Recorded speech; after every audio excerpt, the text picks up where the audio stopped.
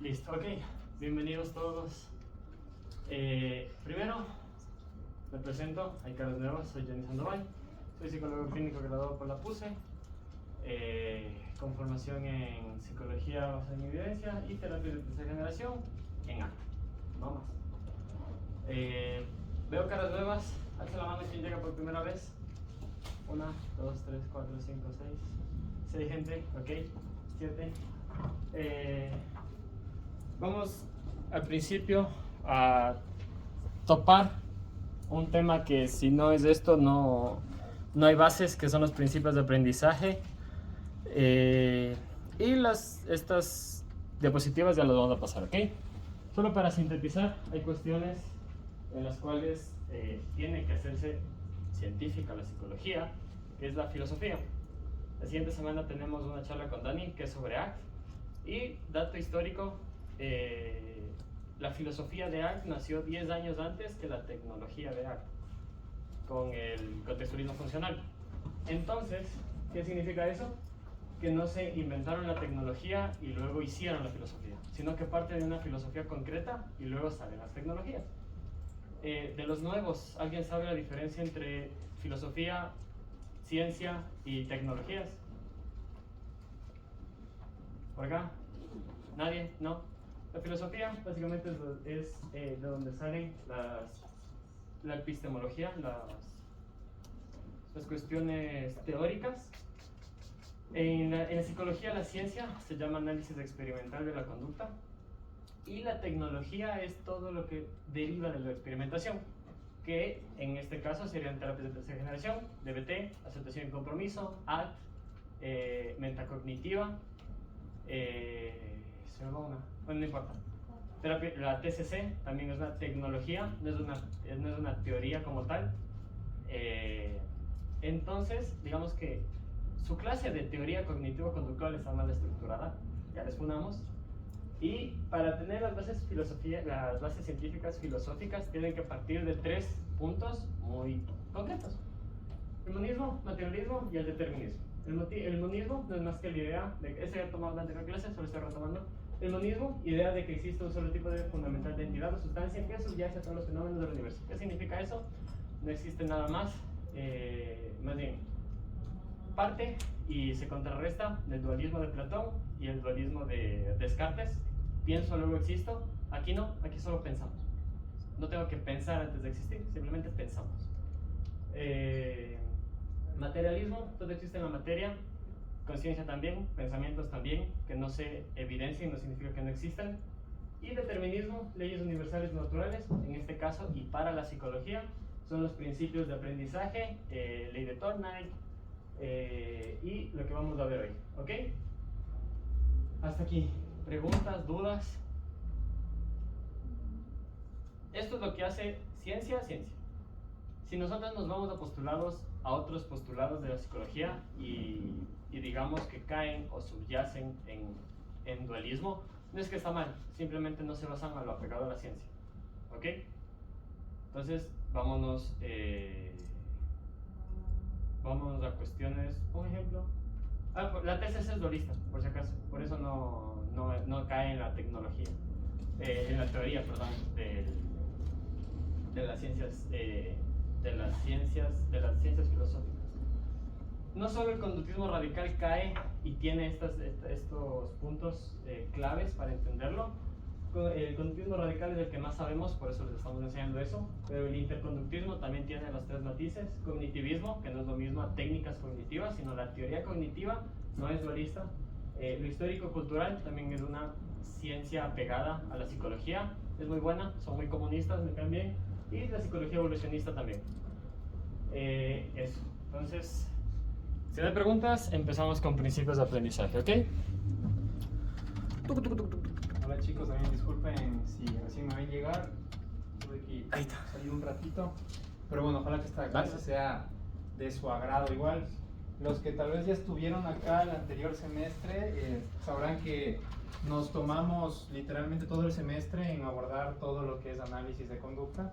Así que bueno, por motivos obvios entenderán que tal vez nos dejamos algunas cosas en este caso, porque abordarlo absolutamente todo dentro de una clase va a ser bastante complicado, ¿sí? Y como ya queremos, a partir de las siguientes clases, empezar con los fundamentos filosóficos como tal de ACT, o mejor dicho, los fundamentos que permiten la ejecución de la terapia de aceptación y compromiso, como serían los marcos relacionales, vamos a intentar ser un poco más breves, dinámicos, eso sí, pero cualquier duda, ya saben, siéntanse en la completa libertad de levantar la mano, ¿sí? Eso nomás. Eso, si me veo un poquito rápido es por el tiempo, pero si me dicen no te entiendo, porque tampoco es que vocalizo muy bien, me avisan, ¿ok? El aprendizaje preasociativo consta de dos situaciones, la habituación y la sensibilización. ¿Qué tiene el aprendizaje preasociativo? Simplemente son respuestas filogenéticas que adquirimos durante todo el transcurso de nuestra especie. ¿Ok? La habituación es la disminución de la intensidad de una respuesta por presencia repetitiva del estímulo que provoca. Y la sensibilización es el aumento de la intensidad de una respuesta por la presentación repetida del estímulo. ¿Qué significa eso? Simplemente que la habituación lo que hace es desechar nuestro foco atencional de cosas que no son relevantemente estimulantes para nosotros. ¿Ok? Vamos a tomar un ejemplo claro, que son los mismos de la anterior semana, solo por los nuevos. La nariz, nosotros sí vemos la nariz, pero no es filogenéticamente relevante, entonces lo obviamos. Nosotros sí vemos la nariz. Ahorita se van a dar cuenta ustedes con la respiración duele, la respiración es fría, pero es algo que nuestro cuerpo dice, ya está, respiramos siempre, no hay por qué tomar la atención. Si ahorita toman una bocanada de aire solo por la nariz, se van a dar cuenta que el aire se siente, es frío, y nos habituamos, ¿ok? La ropa también se siente. La ropa es un estímulo que tenemos constantemente, simplemente como está con nosotros, está constantemente con nosotros, no la sentimos, no es relevante. Y la sensibilización, por el contrario, es el aumento del foco atencional de un estímulo en particular. ¿Qué afecta para que estas dos cosas surjan de intensidad?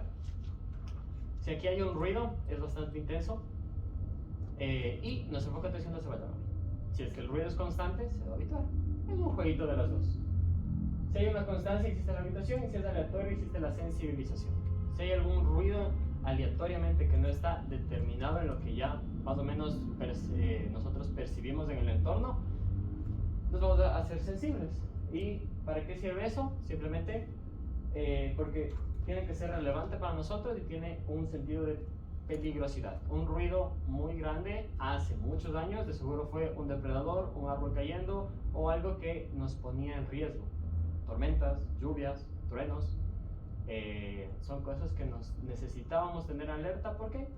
Simplemente para estar atentos y predisponernos a lo que va a pasar. Ok, ejemplos. Trabajar en una perfumería en este pequeño lapso sería habituación o sensibilización. Sí, porque estás 8 horas en una perfumería, ya te vas a acostumbrar, no va a ser relevante para ti. Vivir al lado del aeropuerto, ¿qué creen que es, habituación o sensibilización? Habitación. Los dos están muy bien. Sensibilización, ¿por qué? Porque si el aeropuerto, yo vivo en Pifo, 15 minutos del aeropuerto. Si es que es reciente, en realidad es un ruido que no estamos acostumbrados. Y a menos de que tengamos todas las variables a conocer, horas de vuelo, rutas, despegues, no sé, tiempos, altura, al principio va a ser muy sensible. ¿Por qué esto está aquí? No debería estar aquí. Y habituación, porque a lo largo del tiempo, si es que es constante, ya solo decimos, ve, un avión, sí me pasa. Estar en el cine, ¿qué proceso creen que ocupa ahí? Depende de cada uno. Depende de cada uno. ¿Por qué depende de cada uno? Porque no todos van al cine, no se pueden habituar al ruido externo, ese estímulo externo. Ya, perfecto. En el cine existen las dos, sí. ¿En cuál proceso se habituarían y en qué proceso se sensibilizarían? Acuérdense de la constancia y la alterabilidad.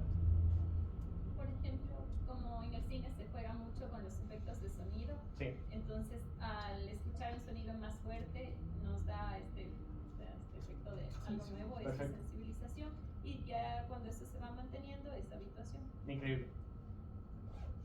tal vez cuando alguien ve una película de terror y sales y ya es como que todo te comienza a generar miedo. Y ahí, se puede dar este proceso como un pseudo condicionamiento, ¿no? Si es que alguien te toca aquí con el dedo y tú como saltas, ¿no? Uno creería que estás, entonces si solo lo ves por fuerita, como se diría, tú piensas que chuta está condicionado al toque de miedo, ¿no? Pero en realidad está sensibilizado. Perfecto, los cines juegan mucho con eso y nos estimula muy bien a los sentidos. Nacer en Dinamarca, esto es bueno, ¿por qué creen que nos sensibilizamos o nos habituamos? La seguridad no cuenta. ¿Por qué nacer en Dinamarca sería algo importante? Capaz de hemisferio norte, un carajo de frío, el sol. Sí, exactamente. Las personas que nacen en los países nórdicos de arriba tienen mayor tolerancia al frío. ¿Por qué? Porque es hábito. Eso no significa que las cuestiones ambientales nos vamos a habituar siempre. Digamos que a más 50 grados no podemos vivir, nunca nos vamos a habituar a más 50 grados. Pero alguien que vive en Guayaquil tal vez sí tenga la capacidad de aguantar más calor que nosotros. Comida picante, sensibilización o habituación.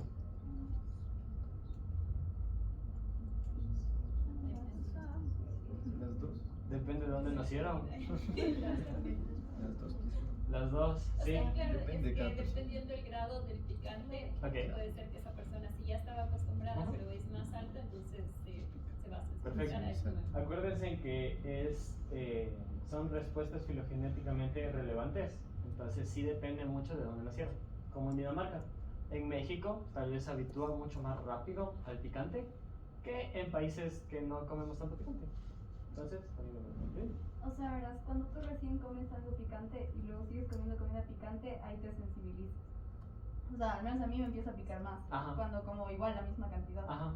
Ya, pero ¿no pasa también que conforme pasa el tiempo, o sea, como los años y así, el picante te cuesta menos? O sea, ¿te habitúas? ¿Es posible esos procesos o es otra cosa? O sea, sí depende mucho de la historia filogenética que tiene tu cultura. Pero no nos vayas tan antes. Si te coges un picante y comes algo picante, a la 1 hora ya no te pica. No, pero me refiero a que... Te puedes aprender Ajá, o sea, a como que yo desensibilizarte. antes cuando era más chiquita no toleraba la misma Ajá. cantidad de picante que tolero ahora. Sí. ¿Por qué? ¿Eso o no? Por ejemplo, ahí también hay otra variable que se puede considerar que es la maduración del organismo. Entonces, cuando somos chiquitos, no sé si les picaba la pasta de los grandes y ahora ya no nos pica. Entonces, también puede ser por eso. No me pasaba. A mí se me pasaba full, me Sí. picaba horrible la menta, pero ahora ya no. Entonces, creo que también es parte de la maduración del organismo. Sí. Acuérdense que ahorita sí estamos en más o menos filogenética. Todavía no entramos a organismo. Ya, sentidos que se habitúan y sensibilizan más rápido. Normalmente esto es por antigüedad, básicamente. Oído y olfato. La vista es bastante nueva, entonces oído y olfato son los que siempre hemos tenido y son los que más rápido se habitúan. ¿Ok? Entonces, si algo les genera un ruido, normalmente no le prestan mucha atención y simplemente se habitúan. Y el olfato igual. Si es que algo huele feo, como en los perfumes, algo huele rico, pasa el tiempo y ya no lo van a tomar en cuenta. ¿Ok? Vamos a hablar de los PAM. ¿Qué son los PAM? Los patrones de acción modal. ¿Qué significa esto? Son respuestas filogenéticamente relevantes de cada especie en particular. Los humanos tenemos un PAM, los gansos tienen un PAM, las arañas tienen un PAM. Y pueden ser respuestas complejas. Normalmente cuando hablamos de preasociativa nos referimos mucho a sentidos y emociones.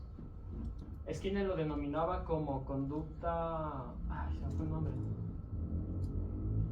Supersticiosa. Cuando hacía los experimentos con las palomas picaban supersticiosamente hasta que algo tenga una consecuencia. Eso es un PAM. Las palomas están relevantemente, no sé si criadas, no. Bueno, criadas, nacidas para tener conductas relevantes. Nosotros tenemos la capacidad de derivar el lenguaje. Eso es nuestro PAM. Solo nuestra especie puede. Y vamos a hablar un poquito de la conducta verbal. Entonces, para el PAM son comportamientos instintivos no aprendidos que se realizan de manera automática una vez que el estímulo desencadenante es presentado. No sé mucho descubrió, eso es el mismo dato de la anterior semana, solo porque están nuevos. No sé mucho descubrió, 2013, no me acuerdo, tenían 3. 2013, con gansos, no, con patos. Se tiene la creencia de que el pato sigue a la mamá cuando nace. No es cierto, siguen a la sombra más grande. Eso es un PAM que les ha permitido sobrevivir a lo largo de todos estos años. Entonces simplemente se va transmitiendo. Ok, aquí tengo unos ejemplos. Ejemplos de PAM. La danza de apareamiento de aves, nadie les enseñó, simplemente lo hicieron y les funcionó y por consecuencia lo fueron a lo largo de sus generaciones imitando. La construcción de las telarañas, no existe una escuela para construir telarañas, simplemente nacen con las características de hacerlo. Las arañas construyen telarañas de manera automática y estereotipada, sin necesidad de un aprendizaje previo. La picoteada del pico de un pájaro bebé picotea el pico de su progenitor para que éste regurgite la comida. Eso es un PAM. Podríamos también definirlo como conductas seleccionadas evolutivamente para Sí. ¿cómo se dice? Supervivencia. Esa supervivencia de la especie. Sí, ¿no? sí, Ok. total. Entonces, eso es un PAM. Y pueden ser conductas complejas. Por ejemplo, el picotear el pájaro picotea el pico de su progenitor no es algo tan fácil que digamos, porque tiene que apuntar a la boca, tiene que hacer el movimiento, tiene que llegar a la glotis, no es fácil. Eso lo puedo aprender luego, pero la conducta de picar sí es PAM. ¿Ok? Preguntas, dudas sobre lo disimulado. Dime. Es decir, no somos una tabula rasa de todo. ¿No somos una qué? Tabula rasa. de ¿Qué es todo. eso? Uy, me ganas, ¿qué es eso?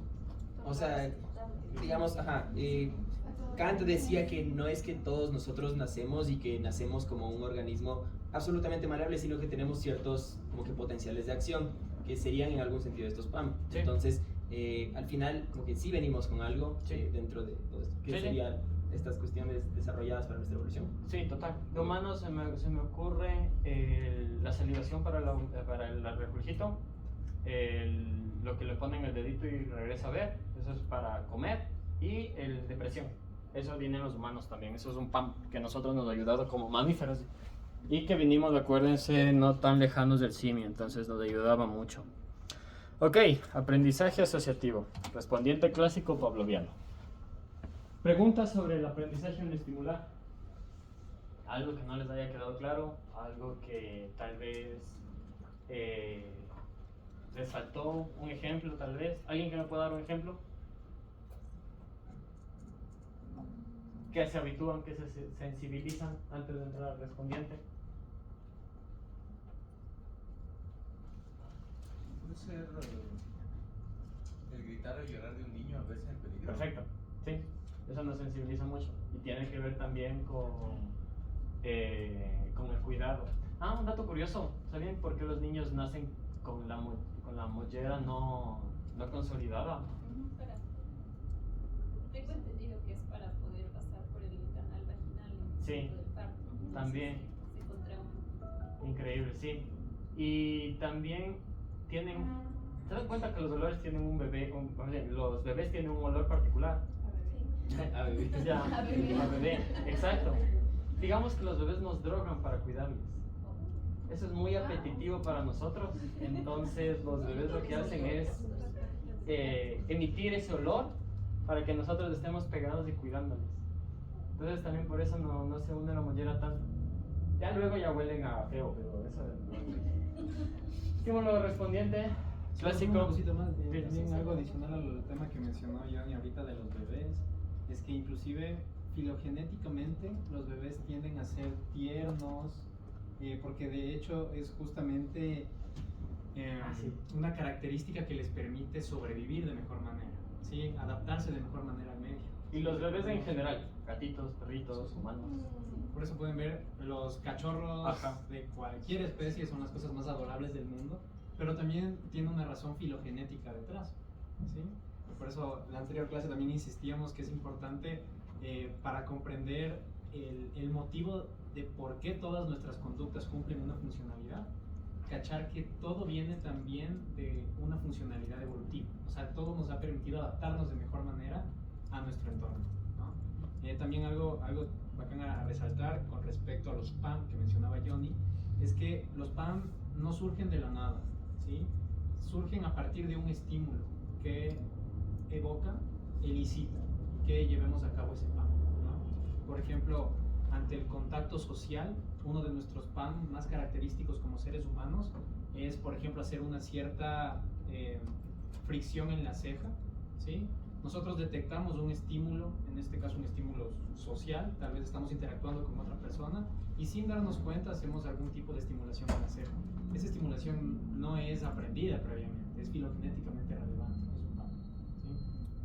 También cuando Sí. bostezamos y contagiamos el bostezo. Oh, Es buena, ¿no? Es No lo había buena. escuchado. sí, esa... De seguro, no es aprendido.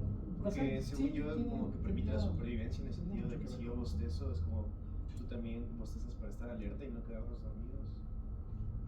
Entonces, Puede ser una Ay, forma bueno. muy buena de verlo. La verdad, ahí No lo sí había me escuchado, agarraste. esa es buena. Ajá, ahí sí me agarraste. No No sabría lo había decirte si escuchado. podríamos decir Sí, que puede eso ser. es un PAM. Es un buen, muy bueno. Pero es muy buena. Aunque Sí. creo que hay animales que no, los animales sí bostezan. Y Sí, los claro. PAM son específicos de cada especie. Entonces, Ah, es verdad. Pero es buena. No lo había, nunca lo había escuchado. tal vez los replicamos Ajá. entre otras partes. También aquí mencionan, por ejemplo, las neuronas de espejo, sí, que también nos facultan para llevar a cabo este aprendizaje por modelado, que bueno, Sí, es pero algo no un somos poquito más. eurocentristas. Pero no somos cerebrocentristas aquí, así que no nos vamos a centrar en eso, pero sí, es una de las variables que podemos tener en cuenta. Ok, algo a tomar en cuenta, y creo que era desde el principio, pero acuérdense que nosotros no necesariamente vamos a hablar de humanos. Vamos a hablar de animales humanos y animales no humanos. Acuérdense que la psicología es la ciencia que estudia el comportamiento individual de los organismos en general en el medio en el cual se desarrolla. No necesariamente humanos. Así que vamos a tomar ejemplos de perros, de gatos, de humanos, que partimos todos de los mismos principios. Ya cambié eso. Consideraciones a tomar en cuenta para este: estímulo incondicionado, EI, estímulo respuesta incondicionada, RI, estímulo condicionado, EC, respuesta condicionada, RC, y estímulo neutro, EN. Siglas que vamos a usar en este apartado, ¿ok? ¿Qué es un estímulo neutro antes que nada? Un estímulo neutro es simplemente neutro para una respuesta en específico, me falta una O, pero puede ser condicionado para otra. ¿Qué significa eso? Que un estímulo neutro no necesariamente tiene una respuesta específica, pero en una situación específica, pero sí para otra situación específica. Entonces, no es que existen estímulos neutros como tal, sino que a veces no tenemos simplemente reacciones de unos. ¿Ok?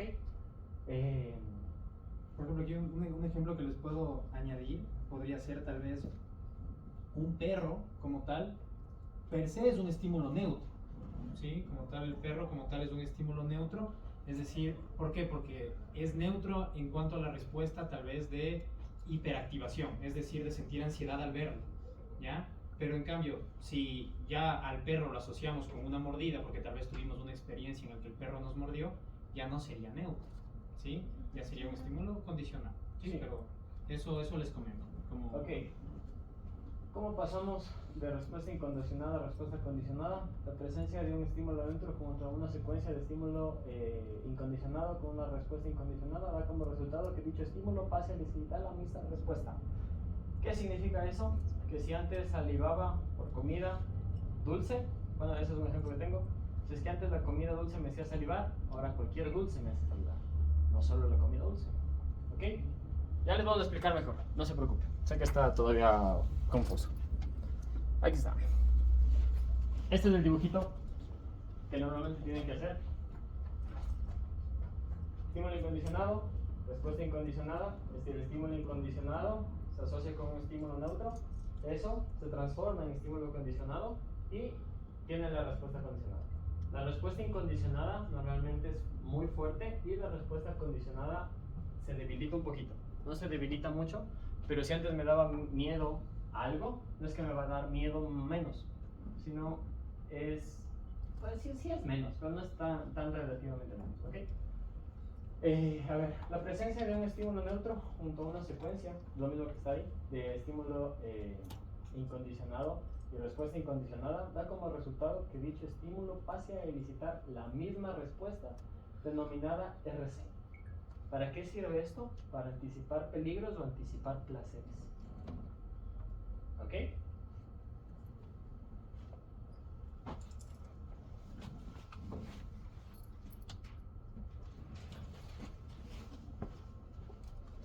Algo importante aclarar aquí es que todavía nosotros no generamos nuevo comportamiento. Las respuestas que tenemos en el estímulo preasociativo son respuestas filogenéticamente dadas. Aquí algunos ejemplos. La comida es un estímulo incondicionado. ¿Por qué? Porque tenemos la necesidad de comer. La salivación es una respuesta incondicionada que nosotros no controlamos. Sin embargo, tenemos filogenéticamente dado para poder degluir. Y en este caso, que es el caso de Pavlov, la campana era un estímulo neutro, por eso no existe una respuesta condicionada. Pero cuando se asocia la comida y la campana se vuelve un estímulo condicionado y la respuesta condicionada es la misma respuesta incondicionada, solo que con otro estímulo. Antes era la comida, ahora es la comida y la campana. Entonces, luego se vio que no necesariamente tiene que estar la comida para que exista salivación, sino solo la campana. Se condicionó la salivación de carne. ¿Ok? Hablábamos de ruidos fuertes al momento de sensibilizarnos y habituarnos. Un ruido fuerte es un estímulo incondicionado que nos genera una activación. El miedo, sobresalto, nosotros venimos de instalar. Eso también. Las emociones tienen dos características: las respondientes y las operantes. Nosotros no podemos dejar de sentir miedo, dejar de sentir tristeza, dejar de sentir alegría. Eso es filogenéticamente importante para nosotros porque nos ha permitido desarrollarnos al tiempo. Una persona que no sé si nació con miedo, veía un tigre y no se movía, no sentía el miedo, le comía, su especie no se desarrollaba. Alguien que desarrolló el miedo, la alegría, toda emoción tiene una función en la vida. La alegría, la tristeza, la soledad, todos tienen una función. Entonces, una respuesta incondicional del miedo. ¿Cuál es lo operante? La forma en la cual nosotros lo demostramos. Y ya les va a hablar Marcial del operante.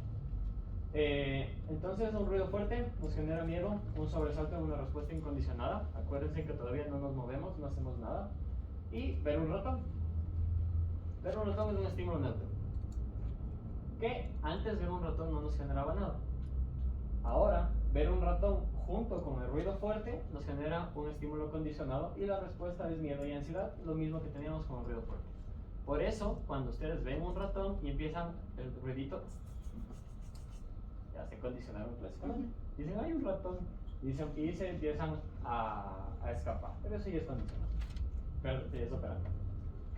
Toxinas de un alimento, algún alimento en caducidad, algún alimento que esté en mal estado, estímulo incondicionado desde el alimento. Náuseas, vómitos y el sabor o olor de algo puede ser un estímulo neutro. Antes del sabor o olor de eso no nos generaba nada. Ahora, si es que esa comida tiene alguna toxina y nos hizo tener náuseas y vómito, lo vamos a asociar las náuseas y vómito con el sabor o el olor de cierto alimento. ¿Alguien de aquí no le gusta la fanesca? 1, 2, 3, 4, 5. Conmigo son 6. Aquí está. Y el sabor o olor se vuelve estímulo condicionado y las náuseas se vuelven el condicionado, la respuesta condicionada. Por ejemplo, yo podría dar un ejemplo de eso. Sí. Por ejemplo, no sé si les ha pasado que antes el olor de cierto alcohol no provocaba nada, pero un día se emborracharon mal plan y terminaron súper mal, entonces después otro día hueles eso y te da ganas de vomitar. Entonces se condicionó ese estímulo del olor del alcohol. Se aprendió. Sí, justamente. Perfecto. Así que acuérdense por qué hacen las cosas. ¿Qué les da asco, qué no les da asco, qué les gusta? Porque también se puede condicionar a cosas que les gustan. ¿Tendría la edad algo que ver para que sea más, digamos, permanente esa respuesta condicionada? Por ejemplo, a un niño de chiquito que la mamá grita porque ve un ratón igual y el niño aprende ese miedo. Quizás si es que hubiese pasado más tarde cuando sea adolescente no hubiese quedado el miedo tan arraigado en él. Sí, pero ya entra el operante. Porque parte de la historia de aprendizaje. Digamos que antes tú partías de, ay, qué bonito el ratón.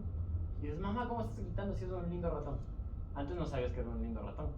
Entonces sí, la única diferencia de los dos es el tiempo y la historia de aprendizaje de cada uno. Sí, pero sí, también. Somos bien complicados. Presencia de una persona es un estímulo incondicionado, solo está. Sentimientos positivos son respuestas incondicionadas, lo que ustedes consideren que es repetitivo o positivo para ustedes. El olor de un perfume, antes de ese perfume ni fu ni fa, pero el perfume lo tenía esa persona. Entonces el olor del perfume se vuelve un estímulo condicionado junto a la presencia de la persona, y luego los sentimientos positivos aparecen solo con el olor del perfume. Por eso tienen que ponerse perfume. Muchas de las cuestiones que nosotros llamamos amor simplemente son condicionamientos clásicos.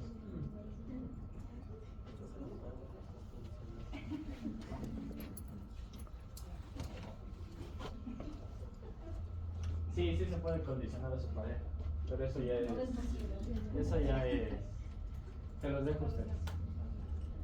¿Qué puse aquí? Sí. Es un marco muy chiquito, es una línea muy delgada entre lo que es innato de nosotros y lo que es aprendido. Separarlos es imposible, porque como les dije anteriormente, para que exista un aprendizaje operante tiene que haber un aprendizaje respondiente, y para que exista un respondiente tiene que haber un estimulante. Siempre, la cadena no se corta. Entonces, investigando un poquito, me dirán si estoy bien o mal. Estas son las respuestas incondicionadas que pude sacar. ¿Qué significa esto? Simplemente que no son aprendidas para nosotros. Salivar, al tener la comida en la boca, nadie nos enseñó, simplemente lo hacemos. Es una respuesta incondicionada a un estímulo incondicionado que sería la comida. De ahí si les gusta o no les gusta, sabe feo, es otra cosa. Retirar las manos al tocar una superficie caliente es una acción motora bastante compleja, pero es una respuesta incondicionada para evitar dolor, ¿sí? Parpadear, cuando algo se acerca rápidamente al ojo, es una respuesta que no es aprendida, nos funciona. Dilatar las pupilas en la oscuridad, también. Estornudar al inhalar polvo o un irritante, para que eso salga del organismo. Toser, cuando algo bloquea la tráquea. Náuseas al ingerir una sustancia tóxica. El reflejo de succión de los bebés al tocar las mejillas. El aumento del ritmo cardíaco ante un ruido fuerte inesperado. Me voy a quedar en esta. El aumento del ritmo cardíaco ante un ruido fuerte inesperado es una situación que nos ha llevado básicamente a sobrevivir de depredadores, pero correr ya es operante. Que nosotros irraigamos sangre a las piernas para que tenga mayor vascularidad es lo que nos ha permitido correr, pero correr, quedarse parados, huir, eso es aprendido. ¿De qué depende? De la necesidad de aprendizaje, que es lo que nos enseñaron desde chiquitos. ¿Ok? Entonces, acuérdense que todavía no metemos conductas nuevas. La segregación de lágrimas de sentir una partícula en el ojo para que salga. ¿Ok? ¿Alguien que me dé un ejemplo de condicionamiento clásico? ¿Cómo condicionan a sus parejas? ¿Cómo condicionan a sus profesores?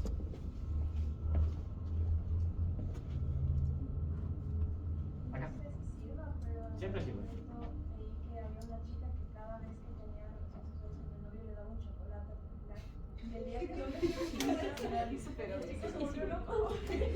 Es bueno, pero depende si le gusta el chocolate. Puede ser intolerante. En realidad le está alejando. Le está haciendo aversivo. Creo que todos conocemos la primera película de Tiburón. Y ahí está la canción de Tiburón. Sí, justamente. ¿No? ¿Qué respuestas te elicitan esa canción? Miedo, angustia. Perfecto. Ansiedad. La canción per se es un estímulo neutro. Cuando lo asociamos con el tiburón a la película se vuelve una respuesta condicionada. Perfecto. Sí, ¿qué más? ¿Alguien ha sufrido un choque? ¿Estaban con una música? No sé. La primera vez que sintieron mariposas en el estómago y bailaron con esa persona. Eso es un estímulo condicionado clásico. ¿Más ejemplos? ¿Puedo poner la canción? No. Voy a ponerles un ejemplo, Verán, ¿han visto The Office? No, ya está al final. Ah, ¿sí les pusiste? Sí. Ah, perdón. Ok.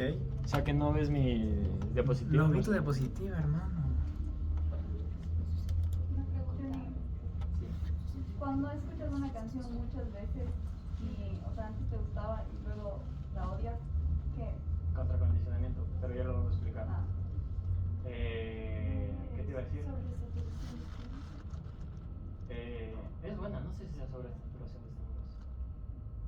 Creo que aquí no entra eso, pero sí es bueno. No, eso es contracondicionamiento. Sí lo voy a explicar. No pongan nada más atención ahorita. A ver, condicionamiento de segundo orden. ¿Qué significa eso? ¿Se acuerdan que antes de estímulo incondicionado, respuesta incondicionada, estímulo condicionado, respuesta condicionada? Ahora hay estímulo condicionado 1, que es lo que asociamos anterior. Y ahora hay el estímulo condicionado 2, que es con lo que asociamos lo anterior. Y es una cadena que sigue. Acuérdense que mientras más asociaciones tengan, más débil es el estímulo. No en su exageración, pero sí es más débil. ¿Ok? Ahora ya no se presenta el estímulo incondicionado y ahora el estímulo condicionado 1 se vuelve la línea base. Si es que algo te dio miedo, tal vez te dé miedo lo que está al lado de eso. Eso es un estímulo condicionado de segundo orden. ¿Por qué? Porque acuérdense que nosotros basamos nuestra interacción, lo que hacemos es interactuar. Y ahora mismo no solo estoy interactuando yo con ustedes, sino que hay una mesa aquí para que no me golpee, mi brazo está acá para estabilizarme, está frío, siento frío, estoy interactuando. Entonces nos condicionamos de muchas maneras. Comida dulce puede ser un estímulo condicionado 1 de salivación y de algo que nos guste, y se deriva a cualquier dulce. ¿Ok? Monos, y esta hizo una pequeña cadena, luego me ven si estoy bien o estoy mal, pero competencia puede ser un estímulo condicionado 1 que elicita respuestas condicionadas de miedo, de ansiedad, de temblor. ¿Ya? Luego, en la competencia del fútbol. Jugar fútbol me elicita miedo, ansiedad, terror, temblor. Luego, vista al estadio. Cuando está llegando el bus y ve el estadio, miedo, elicita, ya me acuerdo que es el temblor. Y luego la cancha de fútbol. La cancha de fútbol me genera miedo, me genera temblor. Esa es la cadena. Antes era la competencia. Nunca había competido, era la primera vez que iba a jugar. Me daba miedo. Luego fue el fútbol, luego fue la cancha. Y así nos vamos condicionado. Ese es el estímulo condicionado 1, estímulo condicionado 2, estímulo condicionado 3, estímulo condicionado 4. Este no es el principio del marco relacional, ¿verdad? Luego vamos más. Entonces, va por eso. ¿Ok? Fácil.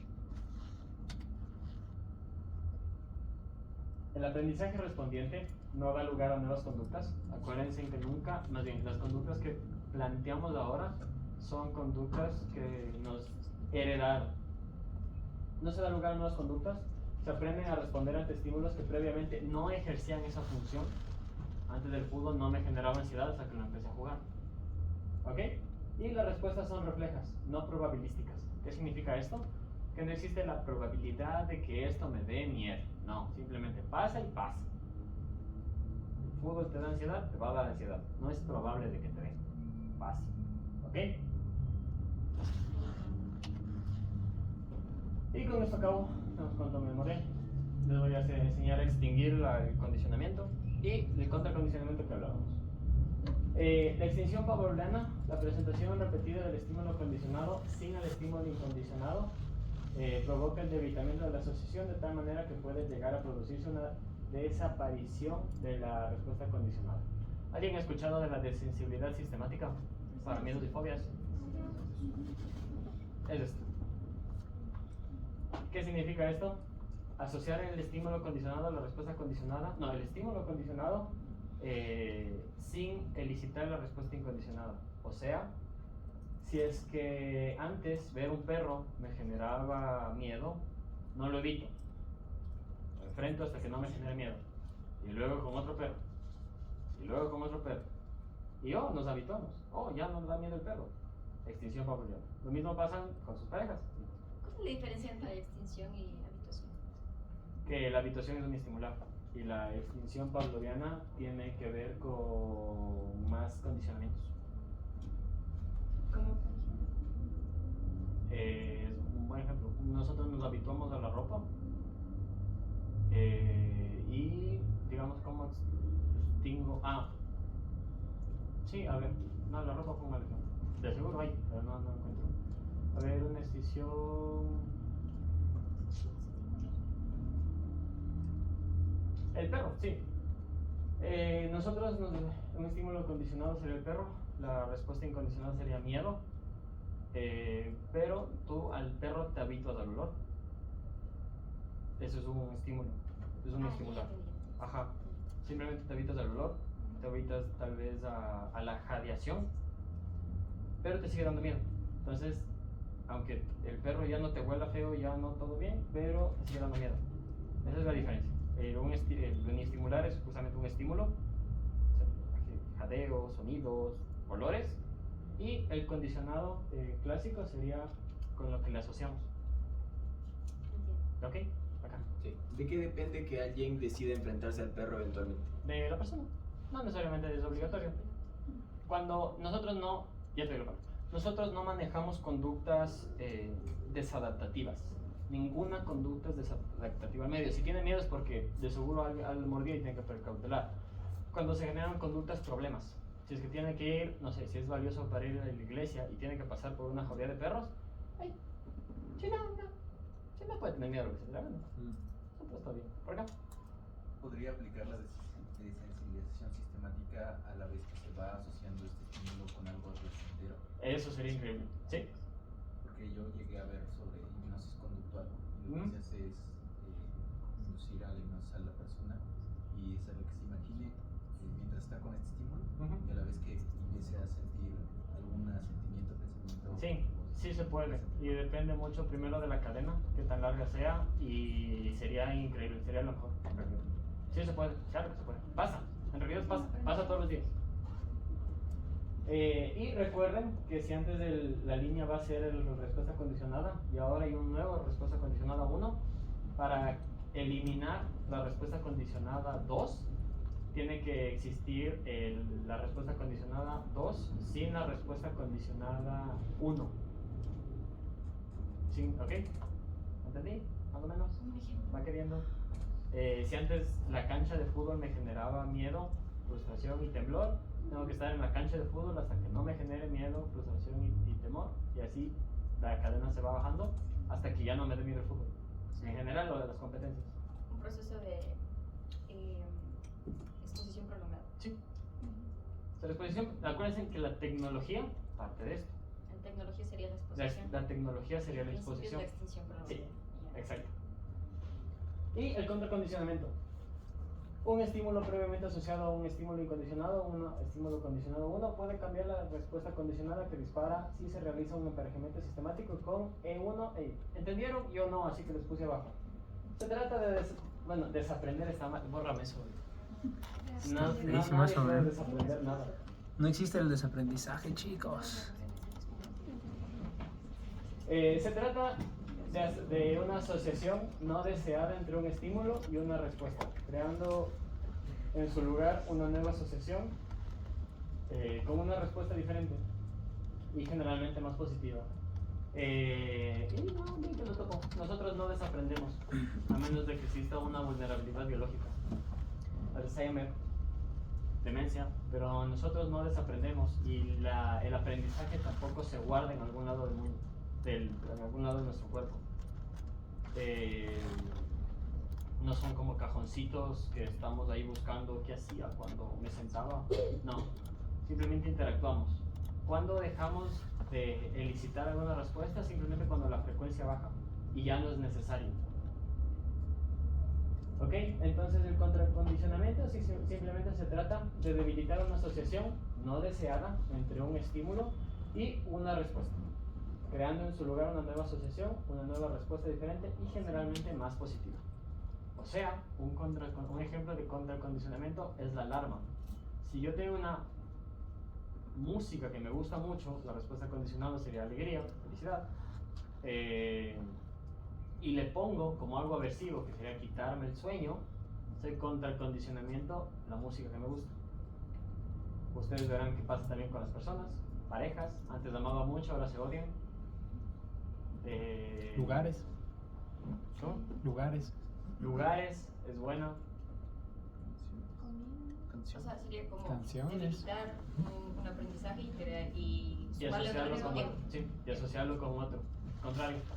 Lugares, en los lugares nos podemos habituar, ya no sentimos las mismas sensaciones, se siente diferente, nos contracondicionamos y ya nos vamos. Por ejemplo, ese ejemplo, no sé si se acuerdan que les ponía la anterior semana cuando hablábamos de contracondicionamiento, que, bueno, yo trabajaba con consultantes con consumo problemático, ¿no? Y precisamente ellos, el entorno, bueno, muchos de ellos, el entorno en el que consumían era en su habitación, ¿no? Y al entrar a la habitación, automáticamente venía esta hiperactivación, ¿no? Esta sensación de, este deseo de querer de nuevo consumir. Entonces, es una respuesta incondicionada. Correcto. Aprendieron a responder ante ese estímulo que en un inicio fue neutro, es decir, la habitación, de esa forma, ¿sí? Entonces, lo que se hacía, por ejemplo, en esos casos, en el caso particular de ese paciente, de ese consultante, a él le gustaba tocar la guitarra. Entonces, por ejemplo, se le mandó de tarea, por así decirlo, que se permita empezar a tocar la guitarra en su cuarto, para romper de alguna forma esa asociación y que su habitación ya no solamente sea ese espacio elicitador de respuestas de activación que a su vez terminan siendo el discriminativo de conductas de búsqueda de drogas, que ya vamos a ver a qué me refiero con eso. Entonces, de esa forma se rompió la asociación y se debilitó esa asociación, mejor dicho, y se aprendió una nueva. En este caso, mi cuarto también puede ser un espacio para tocar música, ¿sí? Entonces, hay como un pequeño ejemplo, ¿no? Sí.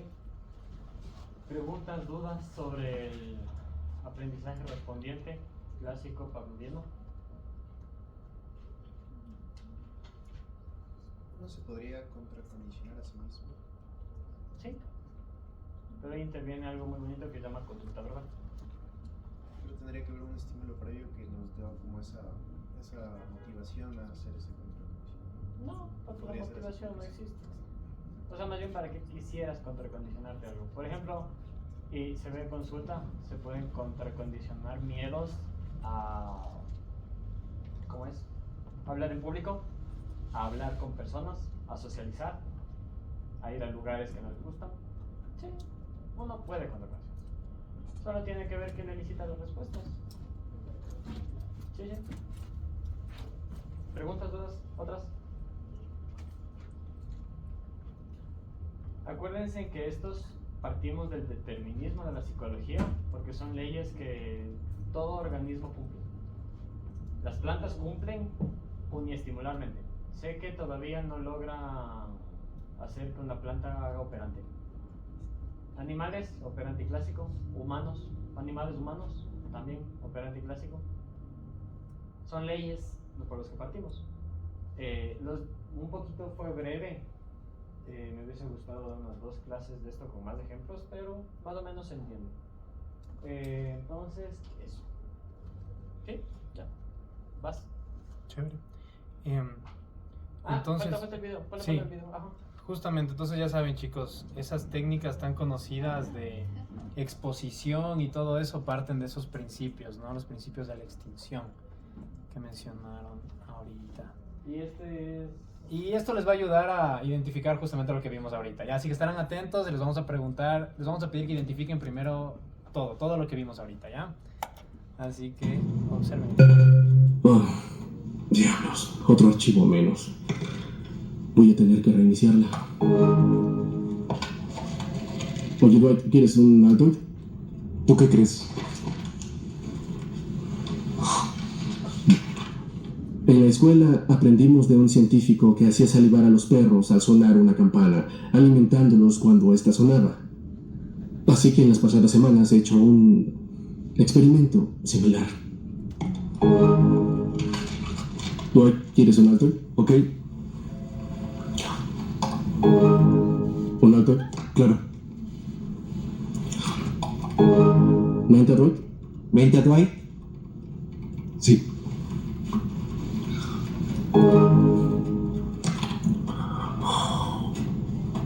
¿Qué haces? Yo... ¿Qué? No lo sé. De repente tengo mal sabor de boca.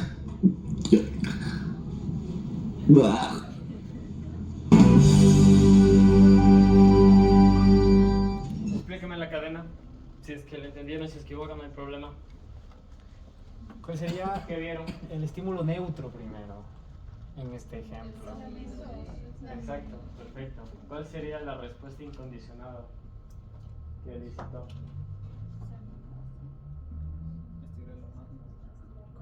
Eso es operante.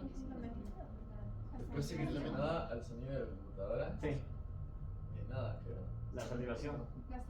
El mal olor de boca. ¿Cuál sería el estímulo condicionado? Y dijeron, sí, el estímulo condicionado, el sonido. ¿Y la respuesta condicionada? No, eso es operante.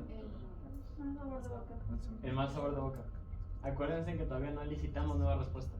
Hacer esto y es una nueva respuesta. Todavía estamos en la salida. ¿Ok? De nuevo. ¿Otra vez? Dale. No, de nuevo el explicar. Ah, el estímulo neutro sería el sonido.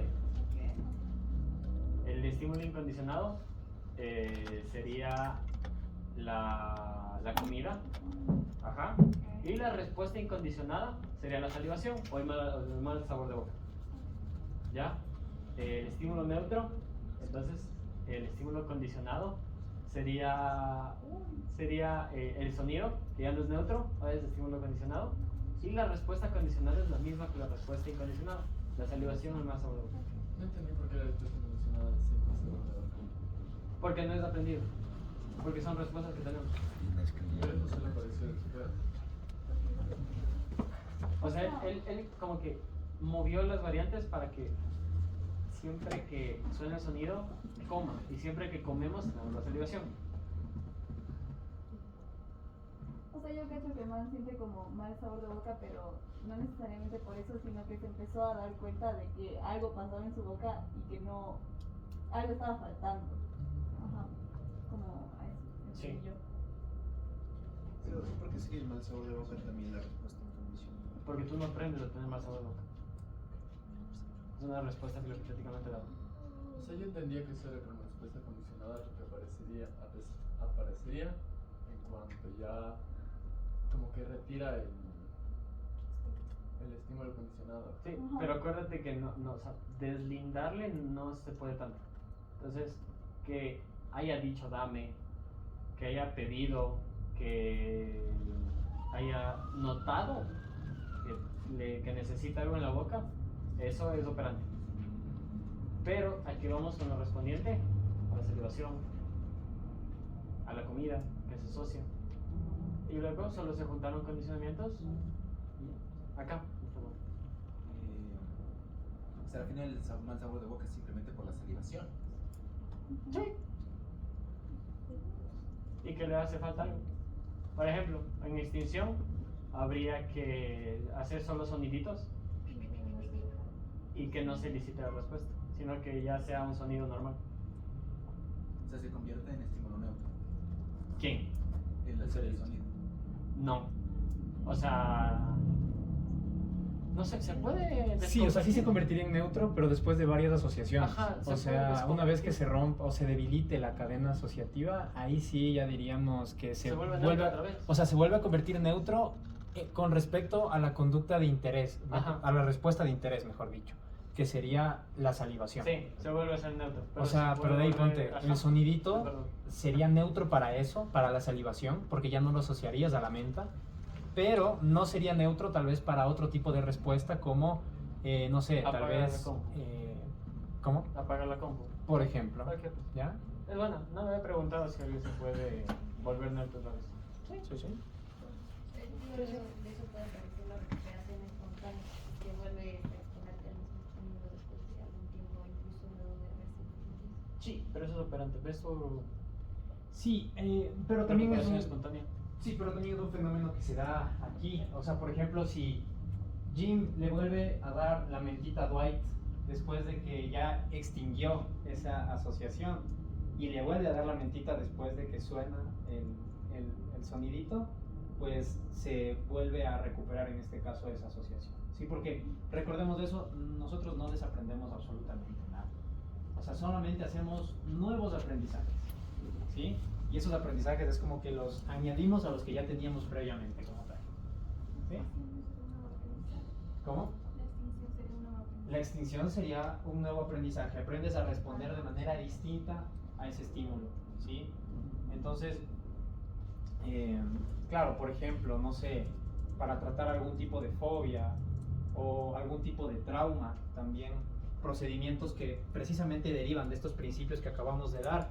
Por ejemplo, justamente lo que decían, no me acuerdo quién mencionaba, la exposición prolongada viene mucho de aquí también. Por ejemplo, una persona que sufrió algún tipo de experiencia traumática, a muy breves rasgos, porque evidentemente es un protocolo minucioso que hay que seguir por temas éticos, pero básicamente el objetivo principal es que la persona pueda asociarse a esos estímulos que le elicitan esa respuesta de ansiedad, esa respuesta de activación, ¿sí?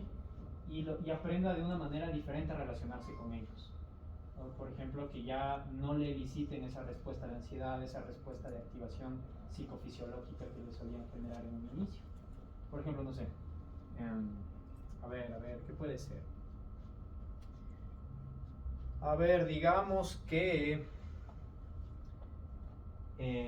sí, digamos que yo fui lastimado, fui asaltado en un parque, ¿ya? Digamos que fui asaltado en un parque en la noche por un hombre que lo vi caminando por ahí. Entonces probablemente cada vez que yo pase por ese parque, al ver ese hombre, al ver algún hombre X, ¿no? Probablemente respondo de esa manera. Tal vez tengo una reacción de ansiedad, una activación psicofisiológica. Entonces probablemente lo que tendríamos que hacer en ese caso particular sería exponer a la persona para que responda de una manera distinta ante ese estímulo, ¿sí? Es decir, como que para que no sienta esa activación cada vez que ve un hombre en el parque, ¿sí? O cada vez que está en ese parque, ¿ya? Entonces, bueno, eso ya lo vamos a ir profundizando un poquito más adelante, ¿ya? Entonces, ahora sí vamos a hablar de condicionamiento operante. ¿Qué les suena a ustedes por condicionamiento operante? Quiero conocer, por favor. ¿Qué les suena? Operante. Aprendizaje a través de la respuesta que tengamos. Aprendizaje a través de las respuestas, ¿ya? Ok, un aprendizaje a través de las consecuencias. Ok, excelente, muy bien, chévere. Muy buena aproximación. ¿Quién más? Alguien levantó la mano por ahí, perdón. ¿Sí? Directamente entrenar a un perro. Ok. Vale. Puede ser, sí, totalmente. Recordemos, o sea, claro, por ejemplo, los truquitos que haga el perrito, sí, totalmente es conducta operante. A ver, ¿por qué es operante? Se preguntarán. ¿A qué viene esto de operante? Muy bien, exactamente. Nosotros operamos en el ambiente. Interactuamos con un determinado entorno, con un determinado ambiente, ¿sí? Entonces, por eso más que nada es operante. Cuando se pregunten, bueno, ¿por qué es operante? Porque operamos en un entorno, interactuamos con un entorno, ¿sí? Y al interactuar con ese entorno, nos movemos a partir de las consecuencias que tienen nuestros actos en ese determinado entorno o en esa situación en particular, ¿ya? Entonces, la definición a secas que le podríamos poner al condicionamiento operante es que es un mecanismo de aprendizaje que nos permite aprender sobre las consecuencias que tienen nuestras acciones en el mundo, ¿ya? Aquí el rol de los consecuentes es completamente necesario, ¿sí? Recordemos que al inicio, lo que primero vimos, ¿sí? En este caso el condicionamiento clásico o pavloviano, como se lo quiera llamar, es una secuencia de dos términos. ¿Por qué? Tenemos el estímulo incondicionado o estímulo condicionado que genera una respuesta condicionada o incondicionada, ¿ya? Dos términos, ¿sí ven? Estímulo, respuesta. En este caso, añadimos una variable más, ¿sí? Aquí hablamos de una secuencia de tres términos, ¿ya? Entonces aquí también tenemos un antecedente. ¿Me cambio? No. Síguele nomás, déjale. Ya. Aquí también tenemos un antecedente, que no se llama así como tal, se llama estímulo discriminativo, pero ya lo vamos a ver más adelante. Entonces, pero para que me entiendan esta parte, que quiero que les quede claro, existen 3 términos como tal: antecedente, conducta y consecuente. El consecuente que se obtiene de la realización de esta conducta es lo que mantiene la conducta que yo realicé, o aumenta la probabilidad de que yo vuelva a realizar esta conducta en el futuro, o a su vez puede hacer que yo no vuelva a realizar esta conducta en el futuro, porque tal vez tuve una consecuencia aversiva cuando lo realicé. ¿Ya? Hasta aquí, ¿todo claro? ¿Sí? Ya, a ver. Entonces, justamente, muy bien, como mencionaban previamente, operamos sobre el mundo, ¿no? Y el mundo opera también sobre nosotros, ¿ya? Las causas de nuestra conducta voluntaria están en el ambiente, ¿ya? Esto es súper importante y aquí siempre voy a recalcar, recordemos lo que hablábamos en la anterior clase, la conducta es interacción. Y lo que le corresponde a la psicología como tal, a lo psicológico, estudia esa interacción. Estudiamos una interacción. La interacción entre un organismo y un entorno, ¿sí? Entonces, si se preguntan qué es lo psicológico, desde la postura conductual lo podríamos definir como esa interacción, ¿sí? Entre un organismo interactúa con un determinado entorno. Yo interactúo en este momento con ustedes, ustedes interactúan en este momento conmigo, ¿sí? Y así vamos por la vida interactuando. Sí, y algo a tomar en cuenta también es que, si se dan cuenta, más bien todos los ejemplos que vimos antes, simplemente estábamos explicando y describiendo eventos que pasan. La ciencia no se inventa, la ciencia se descubre. Entonces, es por eso que no, bueno, de ahí se ponen nombres, se ponen etiquetas, respuesta incondicionada, todo lo que quieran. Pero simplemente es para describir y explicar mejor la interacción y lo que estamos haciendo. Si se dan cuenta también, nosotros no es que nos estamos inventando cosas para poder explicarlos. Por ejemplo, algo que yo sé, no soy cognitivista, pero algo sé que manejan los cognitivistas son esquemas mentales.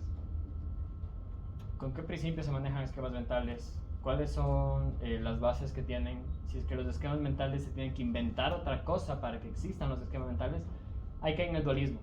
Y ahí cae en principios que no definen como tal la psicología basada en evidencia, que es lo que tratamos de inculcar. Entonces, para que se tenga una pequeña como idea de que nosotros no les estamos enseñando nada inventado, simplemente estamos explicándoles situaciones que pasan, que ustedes mismos corroboran, que nos dan ejemplos y que pueden llevarlo a casa y a su práctica clínica perfectamente. Chéverazo. Justo hoy en la mañana también veía un video. No he investigado mucho del tema, pero no sé si han escuchado de la famosa unificación de la psicología. Estaba precisamente viendo un video que hablaba de que... Te voy a matar, Marcial. Tal vez la columna vertebral de la psicología podría ser el aprendizaje. Ah, sí. Sí. Es el determinismo, claro. Sí, claro, pero obviamente aquí vienen muchas dudas, muchas disyuntivas. De qué manera podríamos estructurar estos postulados dentro de todos los tipos o todas las corrientes que existen, ¿no? Ya se vuelve bastante complicado, pero me pareció interesante, ¿no? Pero por eso quería hacer énfasis en esto. El aprendizaje, a la final, lo que estamos viendo ahorita, las leyes del aprendizaje, es lo que subyace a todo tipo de comportamiento. Y si comprendemos cómo se realizan estos aprendizajes, vamos, independientemente de la corriente que sigamos, ¿ya? Independientemente de eso, no voy a meter en ese debate para nada ahorita. Pero si comprendemos cómo funciona el aprendizaje, vamos a comprender por qué lo que estoy haciendo tiene una consecuencia en mi consultante. ¿Por qué mi consultante se comporta de esta manera cuando yo hago tal cosa? ¿Por qué hago lo que hago? ¿Sí? Entonces eso es súper importante. Quería hacer esa pequeña aclaración. Y bueno, ahora sí, vamos a hablar de, como tal, el proceso por excelencia que ejemplifica el condicionamiento operante, que es en este caso el reforzamiento. ¿Ya? Básicamente, ¿qué es el reforzamiento? ¿Ya? Es el proceso mediante el cual se aumenta la probabilidad de que una determinada conducta se vuelva a repetir en una situación determinada. ¿Sí? Recuerden, el reforzamiento aumenta la probabilidad de que una conducta se vuelva a emitir. ¿Ya? Existen dos tipos de reforzamiento. Tenemos el reforzamiento positivo y el reforzamiento negativo. Y aquí les hago una recomendación. Tómenle foto a ese cuadro. Cero foto. Cuando yo recién estaba... Sí les vamos a pasar las diapos. Sí, pero igual tómenlo por si acaso, porque al inicio, cuando yo estaba empezando a formarme en el conductismo, en el análisis de conducta y todo esto, ¿cómo me costaba? No sé, o sea, me costaba, la verdad, sí me costaba comprender bien, y había me confundía mucho, como, principalmente con ese cuadrito, me confundía full.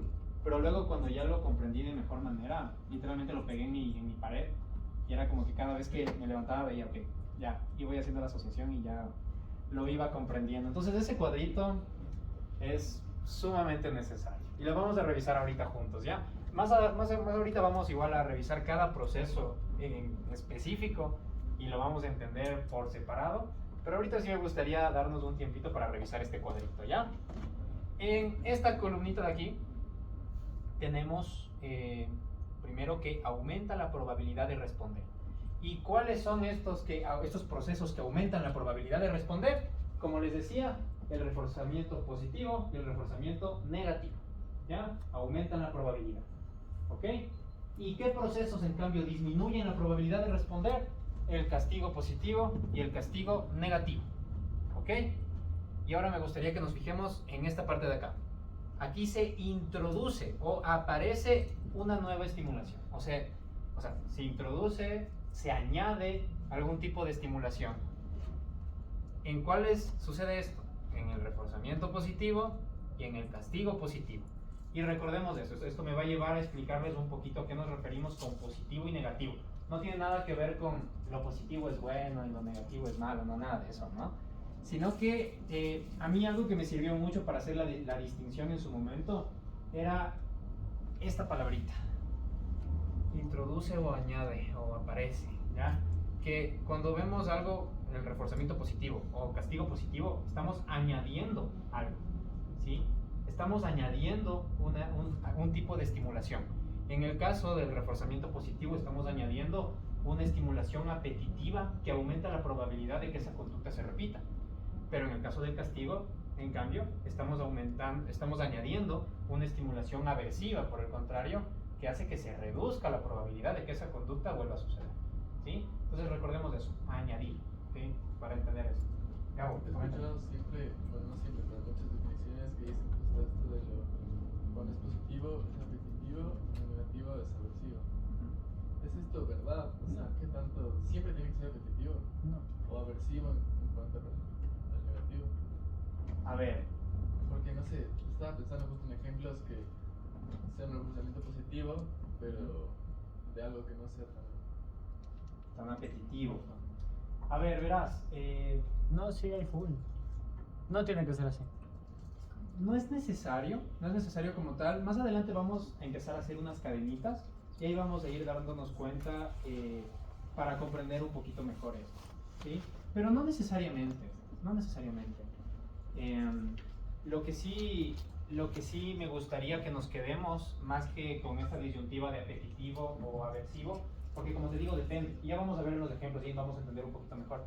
Pero lo que sí me gustaría que nos quedemos, y como les digo, eso a mí al inicio me ayudó full para cachar, fue comprender que cuando vemos la palabra positivo, estamos hablando de que estamos añadiendo algo, ¿sí? Una estimulación.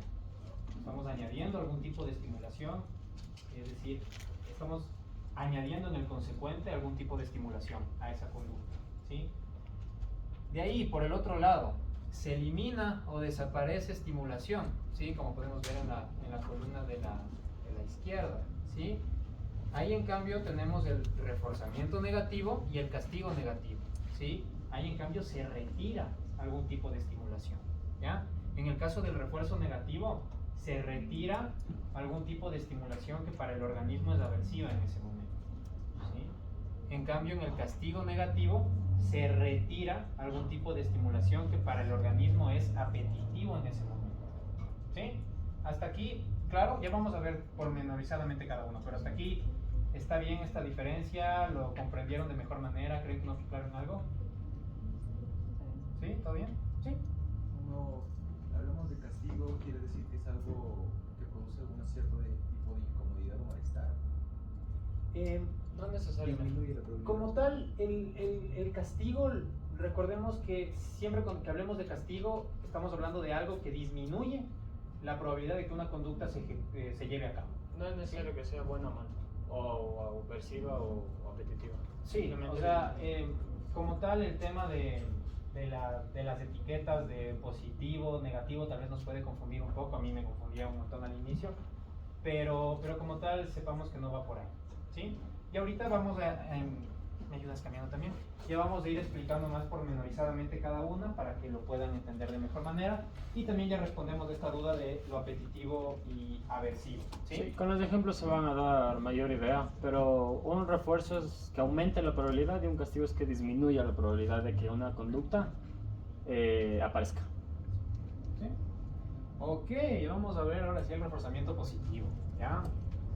Entonces, en este caso, el reforzamiento positivo sería el proceso mediante el cual la emisión de una conducta produce que aparezca una consecuencia, ¿sí? Y esta consecuencia es la que aumenta la probabilidad de que esa conducta se vuelva a repetir, ¿sí? Por ejemplo, vamos a poner ejemplos. Aquí tenemos al crack de Rocky corriendo, no me acuerdo en qué película es, creo que es la 2, la 1, La 3. creo. ¿O la 3? ¿La 3? No, la 4 tenía otro juego.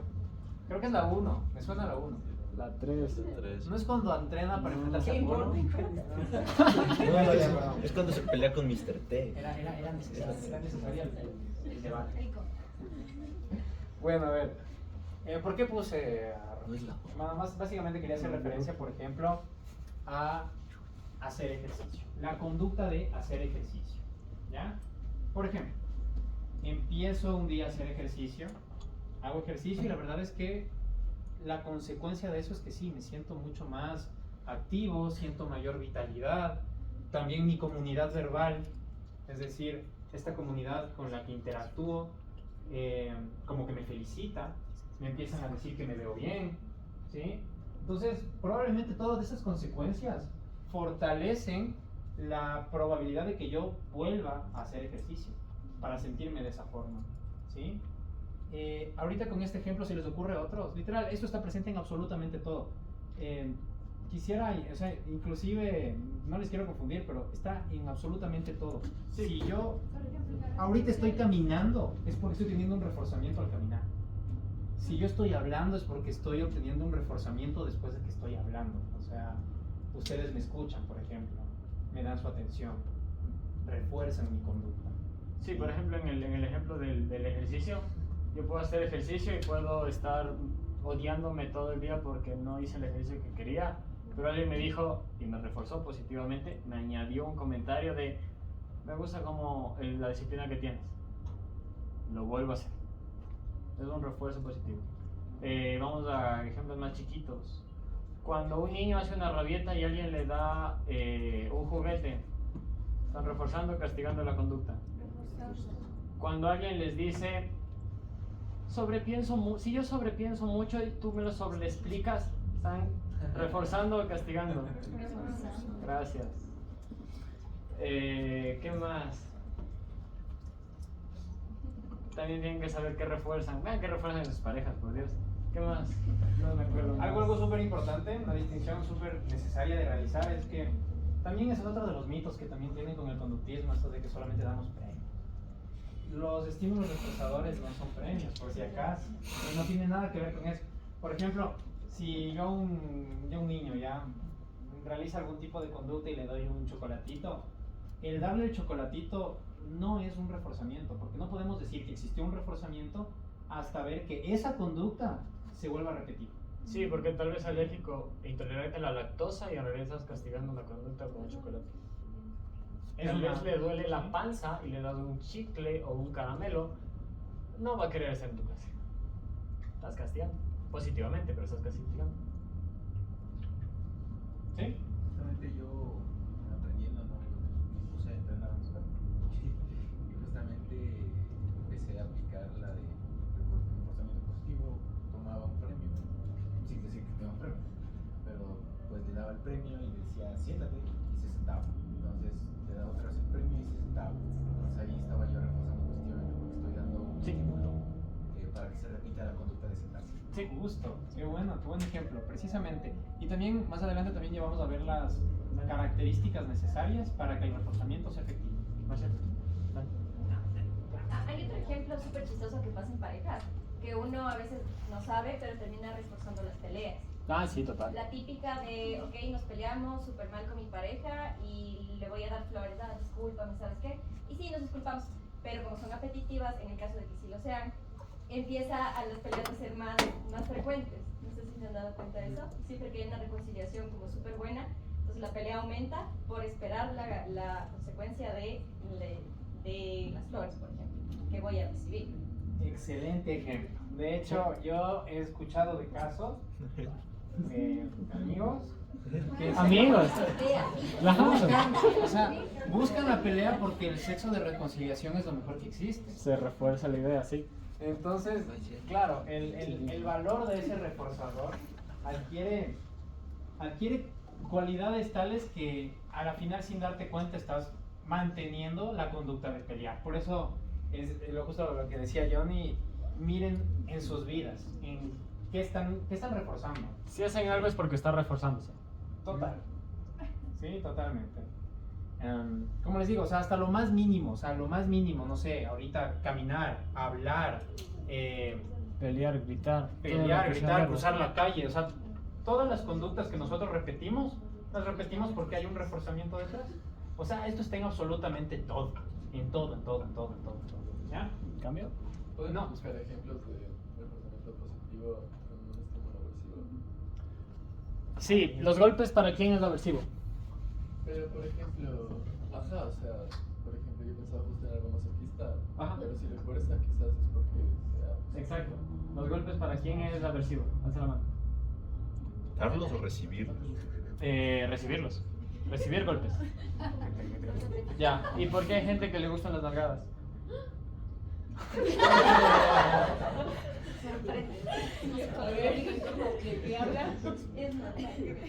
A nadie le gusta que le golpeen hasta ciertas circunstancias. Entonces, para algunos los golpes son aversivos, pero en ciertos contextos son reforzadores positivos.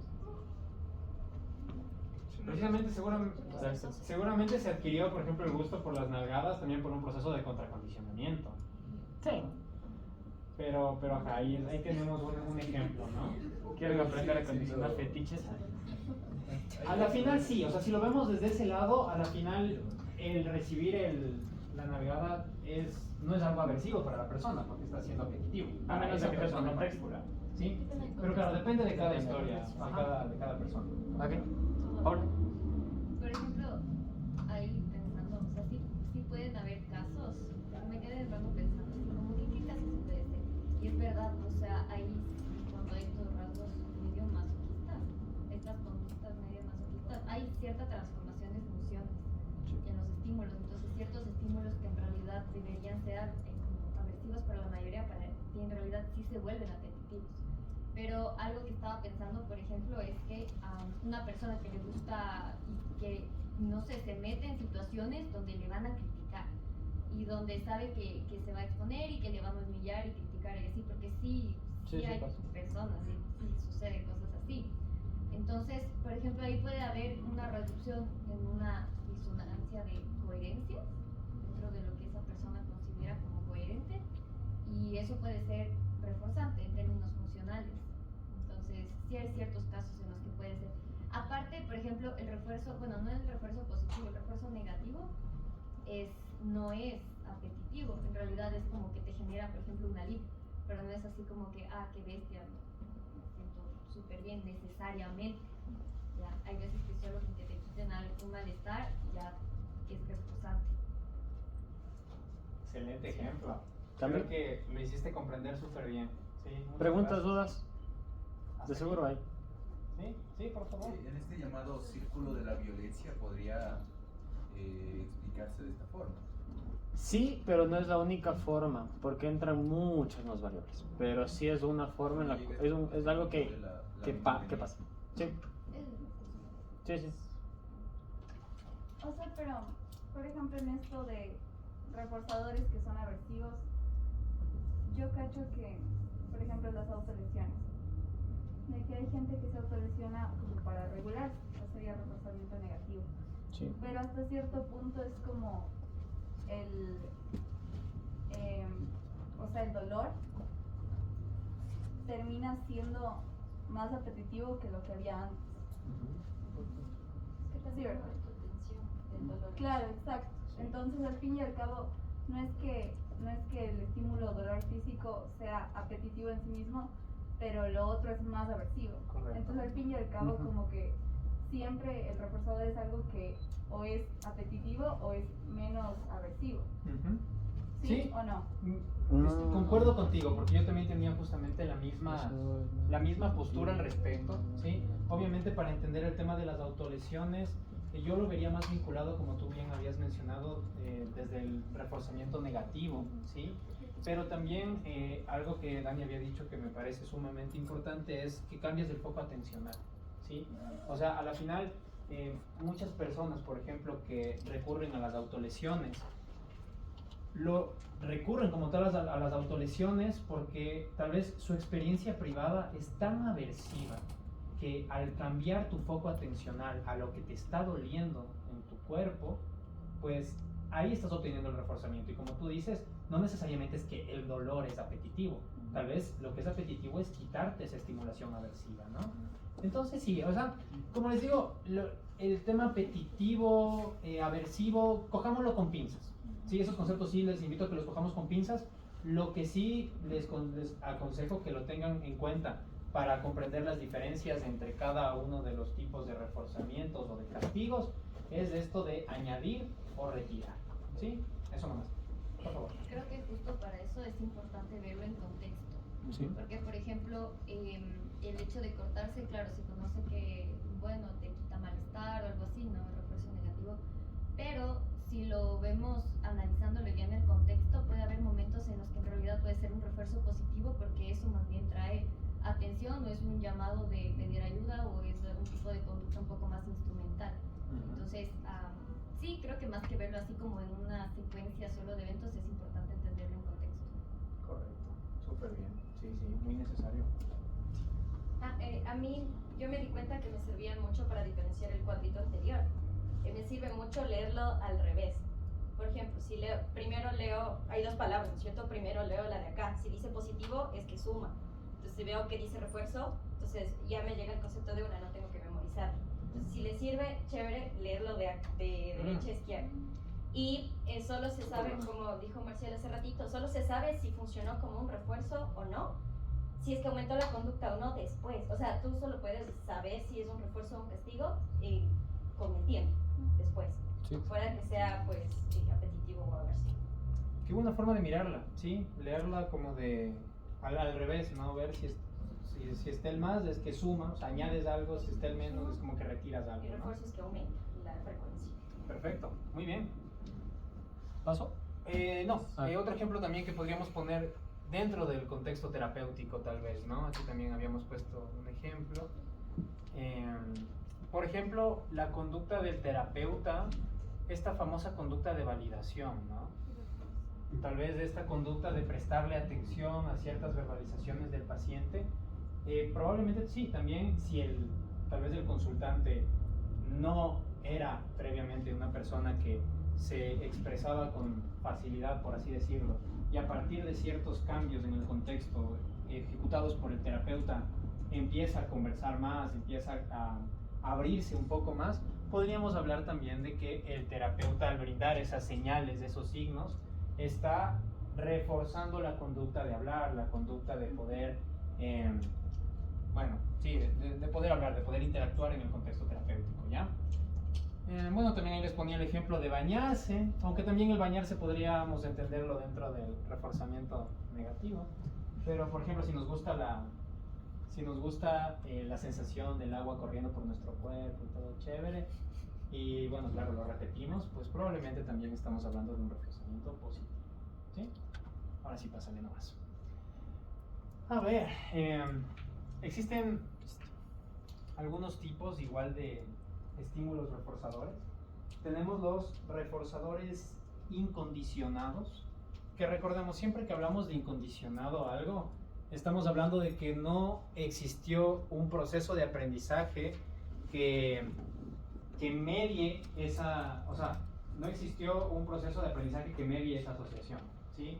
Sino que son estímulos filogenéticamente relevantes, como puede ser el sexo, como puede ser la comida, como puede ser la bebida o el contacto social, ¿ya?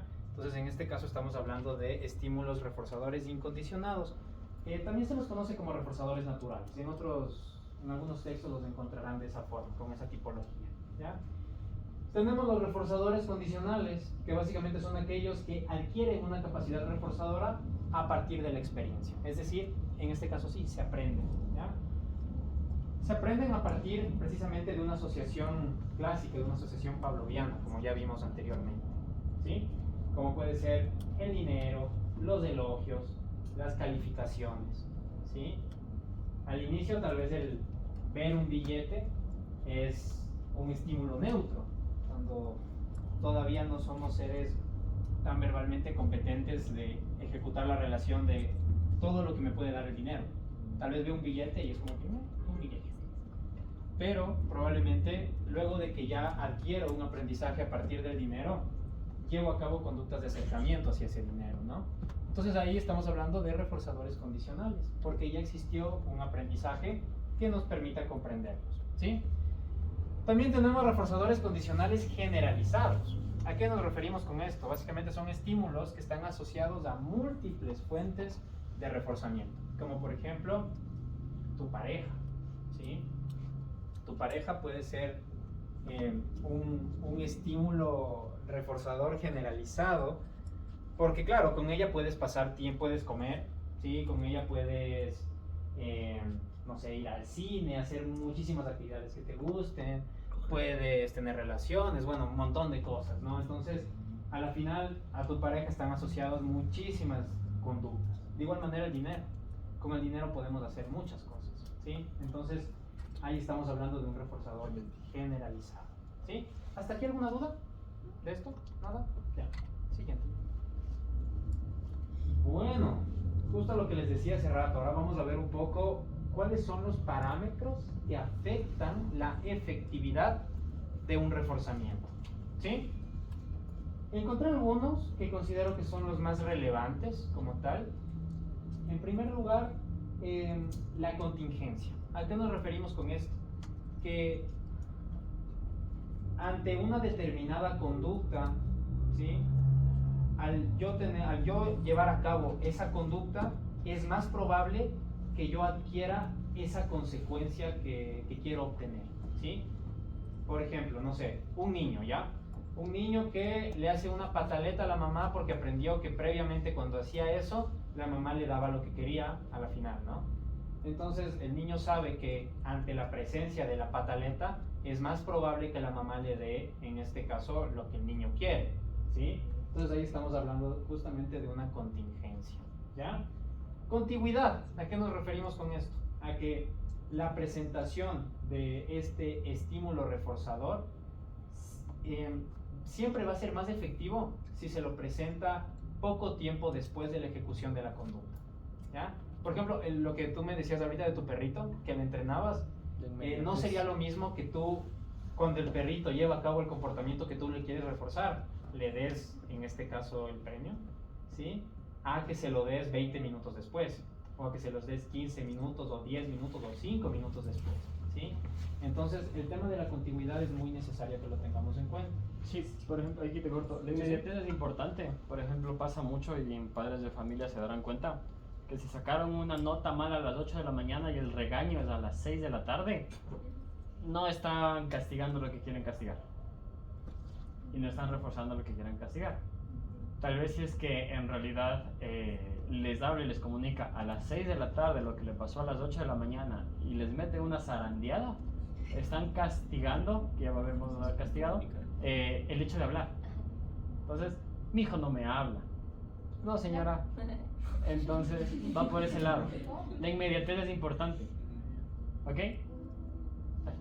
O sea, igual en conductas de extinción hay la continuidad. Sí, totalmente. Eso también es muy importante que lo tengamos en cuenta.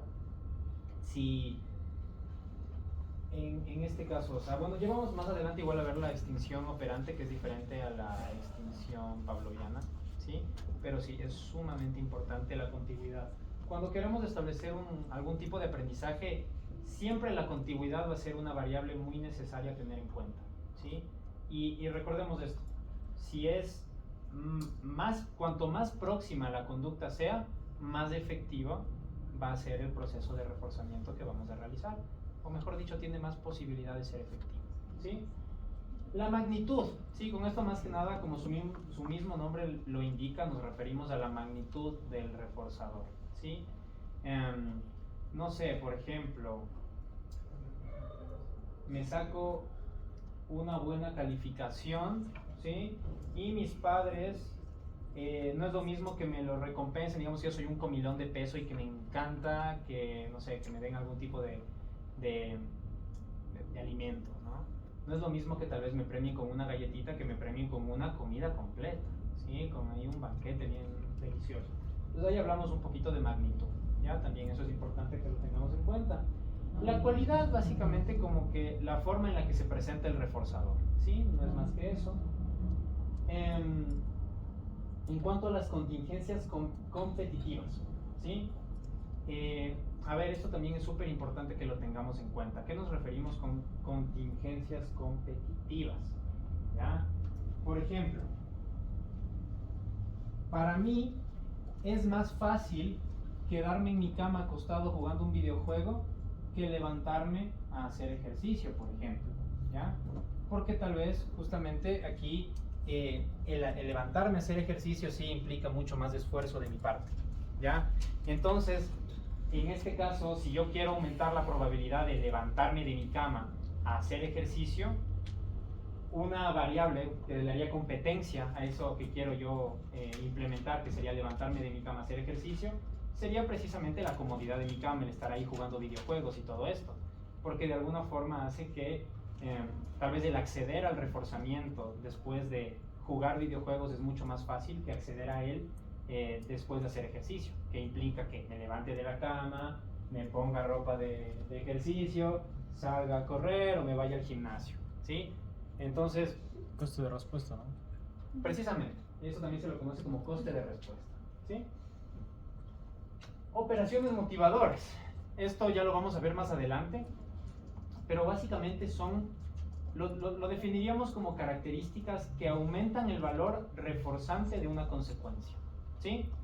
Por ejemplo, no es lo mismo que yo pida un vaso de agua después de correr una maratón, ¿sí? A que, no sé, yo pida o me den un vasito de agua y me la tome después de que me empaché de comer, ¿sí? Entonces ahí estaríamos viendo en este caso las operaciones motivadoras y ya las vamos a ver más adelante. ¿Hasta aquí dudas? ¿Sí? Por favor. ¿Puedes repetir la parte de la cualidad?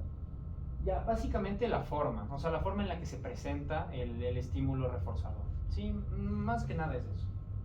Sí, no hay mayor ¿Puedes poner un ejemplo relevancia.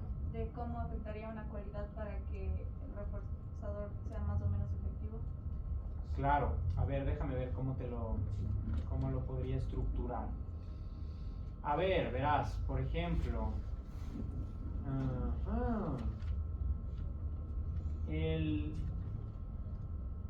a ver, Por ejemplo, ¿sí? en el de las flores, tal vez no es lo mismo que diga, no, toma, a que diga, toma. Ya, sí, excelente, gracias, muy buen ejemplo. Perfecto. Nice. ¿Sí? Creo que en el marketing es bastante como que el modelo o el logo sea como que simple y llamativo, entonces la cualidad de cómo te llega ese estímulo. Ok, ya, muy buenos ejemplos, ¿sí? Entonces, súper importante eso, ¿ya? como tal con la cualidad exacta, la forma en la que se presenta este estímulo reforzador, ¿sí? Eso más que nada. Por ejemplo, también, no sé, una felicitación de parte de tu familia, no sé. No es lo mismo cuando te digan, ya, bien hecho. O, oye, lo hiciste excelente, sí, te felicito, estoy muy orgulloso de ti, ¿no? Eso también sería magnitud, ¿no? Sí, también. O sea, son como que parámetros que a la vez también se pueden... todos juntos. Exacto, o sea, se pueden también comprender de forma simultánea de alguna forma, ¿no? Sí. Tal vez también ahí entra un poco más la subjetividad y lo que significa ese reforzador para una persona. Claro. Entonces, si para mí la familia es algo súper importante, eso va a ser más reforzante que para una persona como no se lleva bien o no tiene buenas experiencias. Totalmente, sí.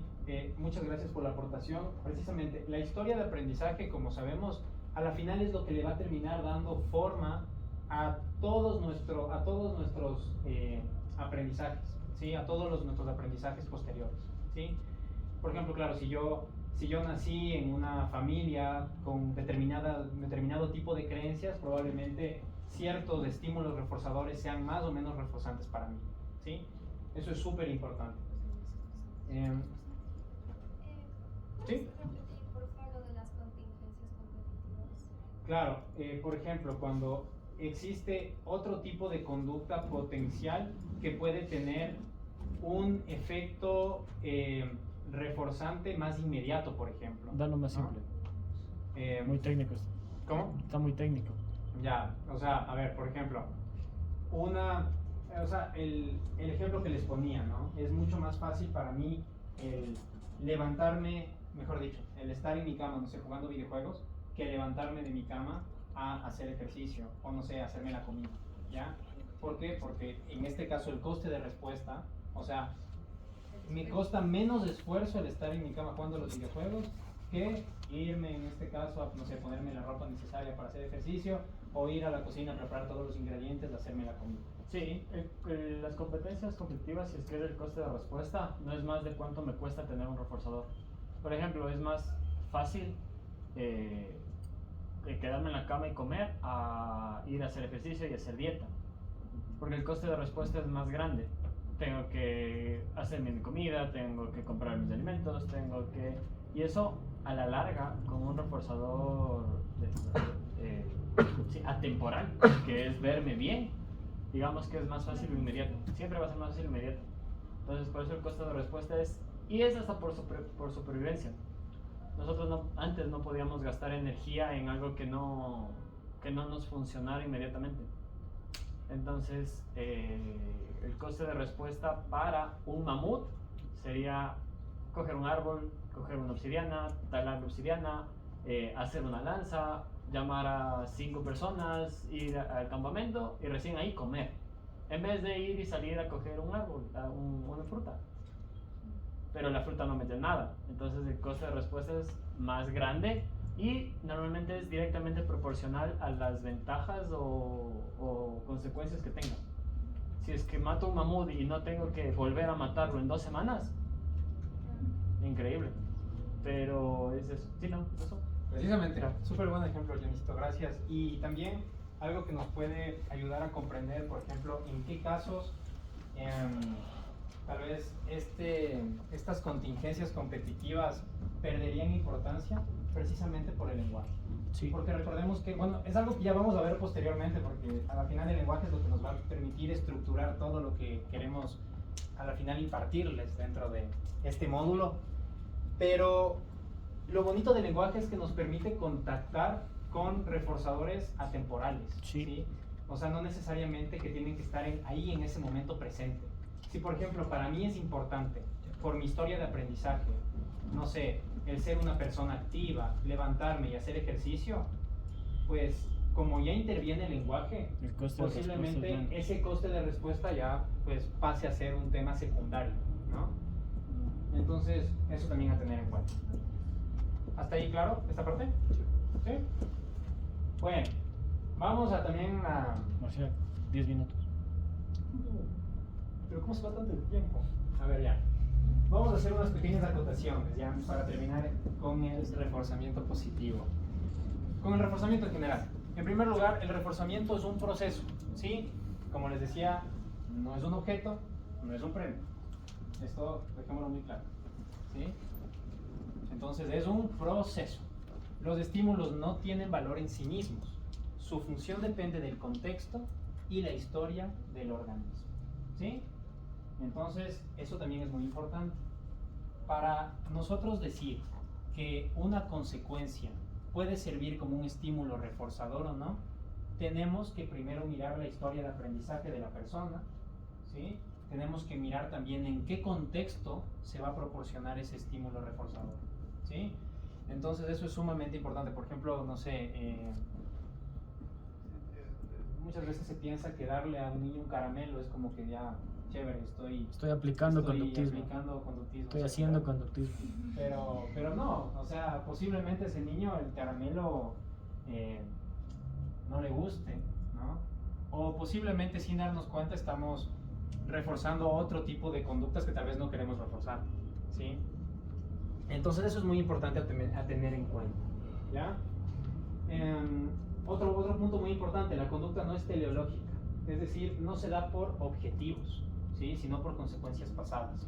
Porque yo en el pasado aprendí a responder de esa forma en esa determinada situación, ¿sí? Más que, no sé, voy a hacer esto porque este es mi objetivo, ¿no? Sino voy a hacer esto porque antes me sirvió hacer esto, ¿ya? Por ejemplo, voy a dar un paso porque antes el hacer este movimiento de pierna me ayudó a acercarme a mi objetivo, ¿sí? Entonces recordemos eso. ¿Qué más? Otra cosa y otro error muy común al hablar de reforzamiento es como de la típica, refuérzale a tu consultante, o no sé, refuérzale esto a tu mamá. Y no, está mal. No reforzamos personas, ¿sí? Reforzamos conductas. Sí, tampoco castigamos personas, sino conductas. Muy bien. Dale, yo necesito ver para ver si acabamos con el reforzamiento negativo, así sea, ¿ya? Bueno, reforzamiento negativo. Básicamente es el proceso por el cual la emisión de una determinada conducta produce que la retirada de algún tipo de estimulación aversiva, de algún tipo de consecuencia, ¿no? Tal vez de algún tipo de consecuencia que para nosotros no está siendo apetitiva en ese momento. Aunque aquí, como les digo, tomémoslo con pinzas los términos apetitivo y aversivo, ¿ya? Porque como vimos puede variar mucho, ¿ya? Pero recordemos esto, hablamos de reforzamiento negativo cuando hablamos de una retirada de una determinada consecuencia. Y al retirar esta consecuencia, el efecto es que aumenta la probabilidad de que esa conducta se vuelva a repetir. Por ejemplo, ¿ya? Déjame ahí. No sé, digamos que a mí me da full miedo pasar por una calle que sé que hay full perros, ¿ya? Entonces yo decido irme por otra calle para que los perros no me salten y no me ladren. En ese caso, la conducta de irme por la otra calle está siendo reforzada negativamente, porque estoy evitando una consecuencia que para mí, en ese momento particular, está siendo aversiva, ¿sí? Como exponerme a los perros. O por ejemplo, lavarme las manos, ¿ya? Digamos que tengo las manos súper sucias y quiero retirarme esa estimulación. Entonces, claro, me lavo las manos. Y la conducta de lavarme las manos cuando veo que mis manos están sucias es reforzada negativamente. ¿Han visto la película que puse ahí en el centro? No. ¿Es esa, no? No. Súper recomendada, se llama Breaking for a Dream. Habla de las adicciones, habla del mundo de las adicciones con una crudeza única que muy pocas veces he visto en una película, ¿sí? Y precisamente pensé en esta escena porque el consumo de sustancias, por ejemplo, para mí es de los mejores ejemplos de reforzamiento negativo en la mayoría de los casos. Sí. ¿Por qué? Porque muchas veces, a ver, no es lo mismo, por ejemplo, no sé, ahorita después del grupo de estudio nos vamos a tomar unas bielas entre todos porque estamos contentos, estamos felices y queremos festejar que terminamos de ver los reforzadores, ¿ya? No es lo mismo eso a decir, me voy a tomar unas bielas porque me siento extremadamente solo y quiero escapar de alguna forma de esa estimulación que estoy sintiendo en ese momento, ¿sí? Y de hecho, la gran mayoría de las veces que una persona desarrolla algún tipo de conducta adictiva es precisamente por estas conductas de escape. Esas conductas de darse cuenta, claro, de que está viviendo tal vez algún tipo de situación bastante complicada en su vida y recurrir al consumo precisamente genera que esa conducta de recurrir al consumo en esa situación se repita. Y muchas veces las personas se enganchan a las adicciones en estos contextos, ¿sí? Entonces, el consumir para evitar algún tipo de malestar también lo podríamos ejemplificar como algún tipo de reforzamiento negativo.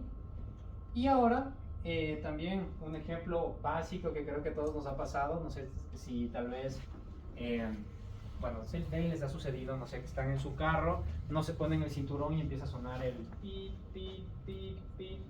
Bueno, precisamente el ponerme el cinturón sería una conducta que me permita escapar de esa estimulación aversiva, del pi, pi, pi de mi carro, ¿sí? ¿Sí? ¿Atrás?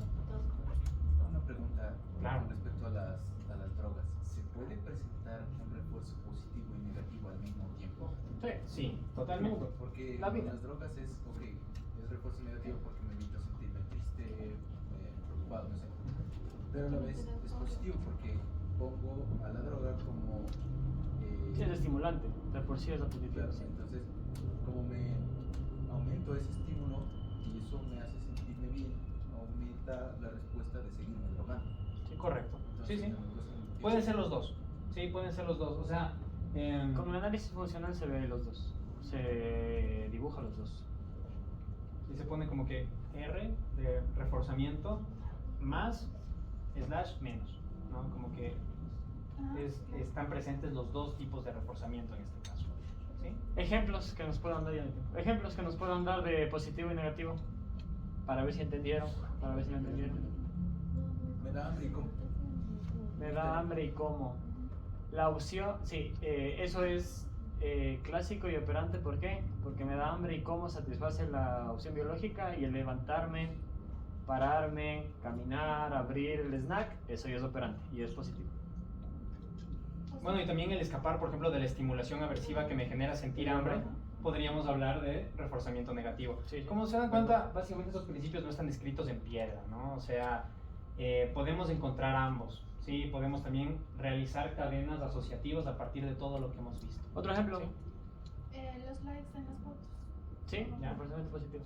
Chévere, excelente. ¿Qué más se les ocurre?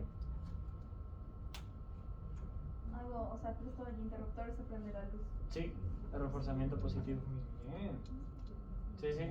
Toco el cable, toco el interruptor y me da electricidad, pues negativo, ¿no? Eso es castigo Eso sería ya positivo. castigo. Sí, ya vamos a ver, la próxima semana vamos a ver castigo. Eso es castigo. No, el próximo no, perdón. Ah, sí. No. En 2 semanas vemos castigo. Pero eso es castigo positivo. ¿Por qué es positivo? Porque se añade, y castigo porque disminuye la probabilidad de que vuelva a tocar el cable. Otro ejemplo, cualquiera, los que no han participado, expónganse. Cuando él tenía miedo como de participar, Ajá. y yo empecé a decirle que fue bien cuando participaba.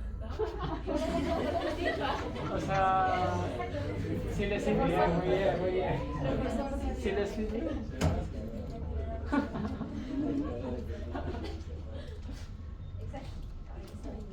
¿Qué más? Otro ejemplo. Podría ser cuando estamos tristes y tenemos nuestra serie favorita o una película favorita. Es buena. Sí, porque te da la probabilidad de que vuelvas a ver una película. Pero el refuerzo positivo o negativo. Las dos. Yo diría que las dos también. ¿Las dos? Sí. Sí, quitas el malestar y tienes la película. Más ejemplos de la vida cotidiana, pongan. Hay miles. Ustedes ahorita, ¿por qué están aquí? ¿Qué les están reforzando? Si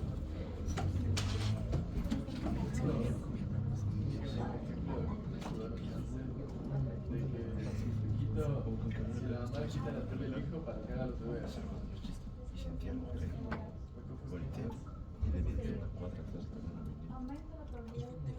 Ajá, ¿aumenta la probabilidad de que haya deberes o no? Sí, aumenta la probabilidad de que el niño, a partir de que le quitas, en este caso, la tele. Porque siento que son dos conductas diferentes. Si quitas la tele, te estás castigando para que O no sé. O sea que estás haciendo un control de estímulos.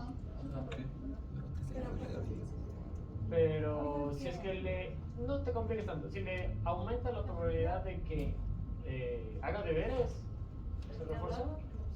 Si no, se castiga. Pero ¿por qué sería como reforzador si es que, o sea, yo entiendo que primero apaga la tele y luego el niño hace deberes? Entonces no es como que lo recibe, no es como que apagar la tele sea la consecuencia, sino es el previo. Tal vez la consecuencia sería estar acostado en la cama, sería la consecuencia de apagar la tele. Ya está castigando estar en la cama. Más bien sería eso, es que está en la cama. Y de que se ponga a hacer otras cosas, ya. Acá. No tengo lío. En los casinos, cuando les quitan la luz del sol, es un ofrecimiento negativo para que sigan jugando y no se den cuenta de lo que pasa. ¿Sí? Cuando los casinos quitan la luz, los casinos son los oscuros. Pérdida temporal de la No conciencia. cachan ni pasa el Muy tiempo. bueno. Y no es control de estímulos también. También, o sea, todo aquí es más o menos. Pero hay que explicarlo hasta uno. Yo cachaba como, por ejemplo, casos de adolescentes que, por ejemplo, en su contexto tienen padres ausentes y se meten todo el tiempo en problemas. Y los papás les castigan, pero el único momento en que reciben atención es cuando les castigan. Entonces se siguen metiendo en problemas. Y eso a pesar de que los padres piensan que les están castigando, en realidad están Algo similar que sucede también se me ocurre es, por ejemplo, en las escuelas de este clásico tiempo fuera, no sé si han escuchado eso de, no sé, retirarles a los niñitos de ese estímulo. No sé, digamos, un niñito está rayando su cuaderno, le responde de manera déspota a la maestra y la maestra le dice, te estás portando mal, ven, te llevo a una habitación. Y la maestra no se da cuenta es que en esa habitación, no se tiene el niñito muchos juegos y ya no está la estimulación agresiva de la clase con los regaños y todo eso. La maestra tal vez se siente la mejor maestra del mundo y dice, sí, le estoy castigando al niño para que deje de ser así. Pero que luego no se sorprenda porque el niño sigue haciendo lo mismo, ¿no? Más ejemplos tal vez ya para terminar. En parejas, ¿qué refuerzos por ejemplo?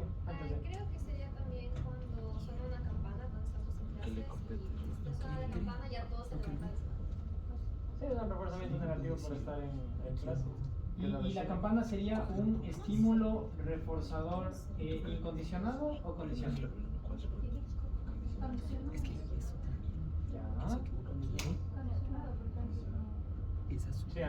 O sea, como tal, sí se lo podrían tener claro como condicionado porque al final ya existió un aprendizaje previo, ¿no? Pero también recordemos que los ruidos son filogenéticamente relevantes. A la final, si existe un ruido estridente, hay mayor posibilidad que nosotros respondamos de una determinada forma, tal vez prestándole atención, ¿no? A dónde proviene este sonido, ¿sí? Estando alerta, ¿no? Respondamos estando alerta, ¿sí? ¿Por qué se mantienen los celos? ¿Qué refuerzan los celos? Sensación de control. Aquí se pregunta para extenderlos y a partir de Pensamiento negativo sería, por ejemplo, cuando tomas una pastilla para... yo les preguntaría sobre las experiencias cercanas a la muerte. Sí, correcto, excelente. Cuando dice que morir, ¿te acuerdas del libro? Sí, sí. Decía que la gente moría. Preguntas, dudas. Veía lo que pasaba en retorno. Luego viene castigo, extinción. Sí, extinción. Sí. Eso le La da. sensación de control, ¿es un reforzador innato o adquirido? ¿Vale? ¿Cómo la sensación? O sea, lo que refuerzan los celos, ¿no? Ajá. Los celos son reforzados por sentir que tienes el control, ¿no? Yo iba con la sensación de control y irme a pero... Ajá, es porque Si está tú viviste en un ambiente desde niña que llevar el control es funcional para ti, entonces muy probablemente... Es que el aprendizaje siempre se expande. Entonces, si yo era controladora con mi mamá porque se iba a tomar y yo sabía que se iba a tomar, se expande a mi pareja al ver, siempre se expande. Ajá. Entonces, por eso... Últimas preguntas, acá está la prevención, la salivación. Con respecto ya a la práctica, ¿cómo la distinción de estos términos, de estos reforzadores, distinguir estos reforzadores dentro de nuestra práctica, dentro del paciente, nos puede ayudar? Oh, eso es muy bueno. Al desarrollo de la terapia. ¿Tú viniste en la anterior semana? ¿Viniste en la anterior semana? Entonces me va a servir de ejemplo en la anterior semana. ¿Cuándo tú reforzarías un chiste machista en tu consulta? Podría ser como riendo. ¿Cómo? riéndome. No, ¿cuándo? No cómo, ¿cuándo? ¿Cuándo es pragmático? ¿Cuándo es buenas? Sí, ¿cuándo funciona? Cuando los objetivos de tu terapeuta, más bien los objetivos de tu paciente sean socializar más. Nosotros nos basamos y hacemos nuestras intervenciones en base a los objetivos que le acerquen o le alejen de los objetivos del paciente. Nosotros no tenemos ni moral ni sentido de juzgamiento en práctica clínica. Entonces, si tú sabes cómo reforzar y cómo castigar una conducta que le está sirviendo al consultante para un objetivo específico, tú tienes las posibilidades de adelantar el proceso así, porque sabes tienes un manual de qué le refuerza y qué le castiga, solo juegas con hilos. Y ahí, en la práctica clínica, funciona.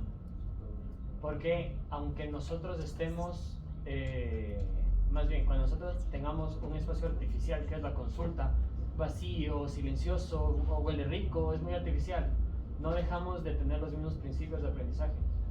Solo que nosotros somos estímulos discriminativos, consecuentes y ilicitorios. Eso es otra cosa. Ya lo voy a explicar. Pero a nosotros digamos que tenemos un sesgo de autoridad, si nos vamos a las ciencias lingüísticas, igual nos hacen caso. Porque el doctor sabe. Y tú manejas. ¿Qué refuerza? ¿Qué castiga?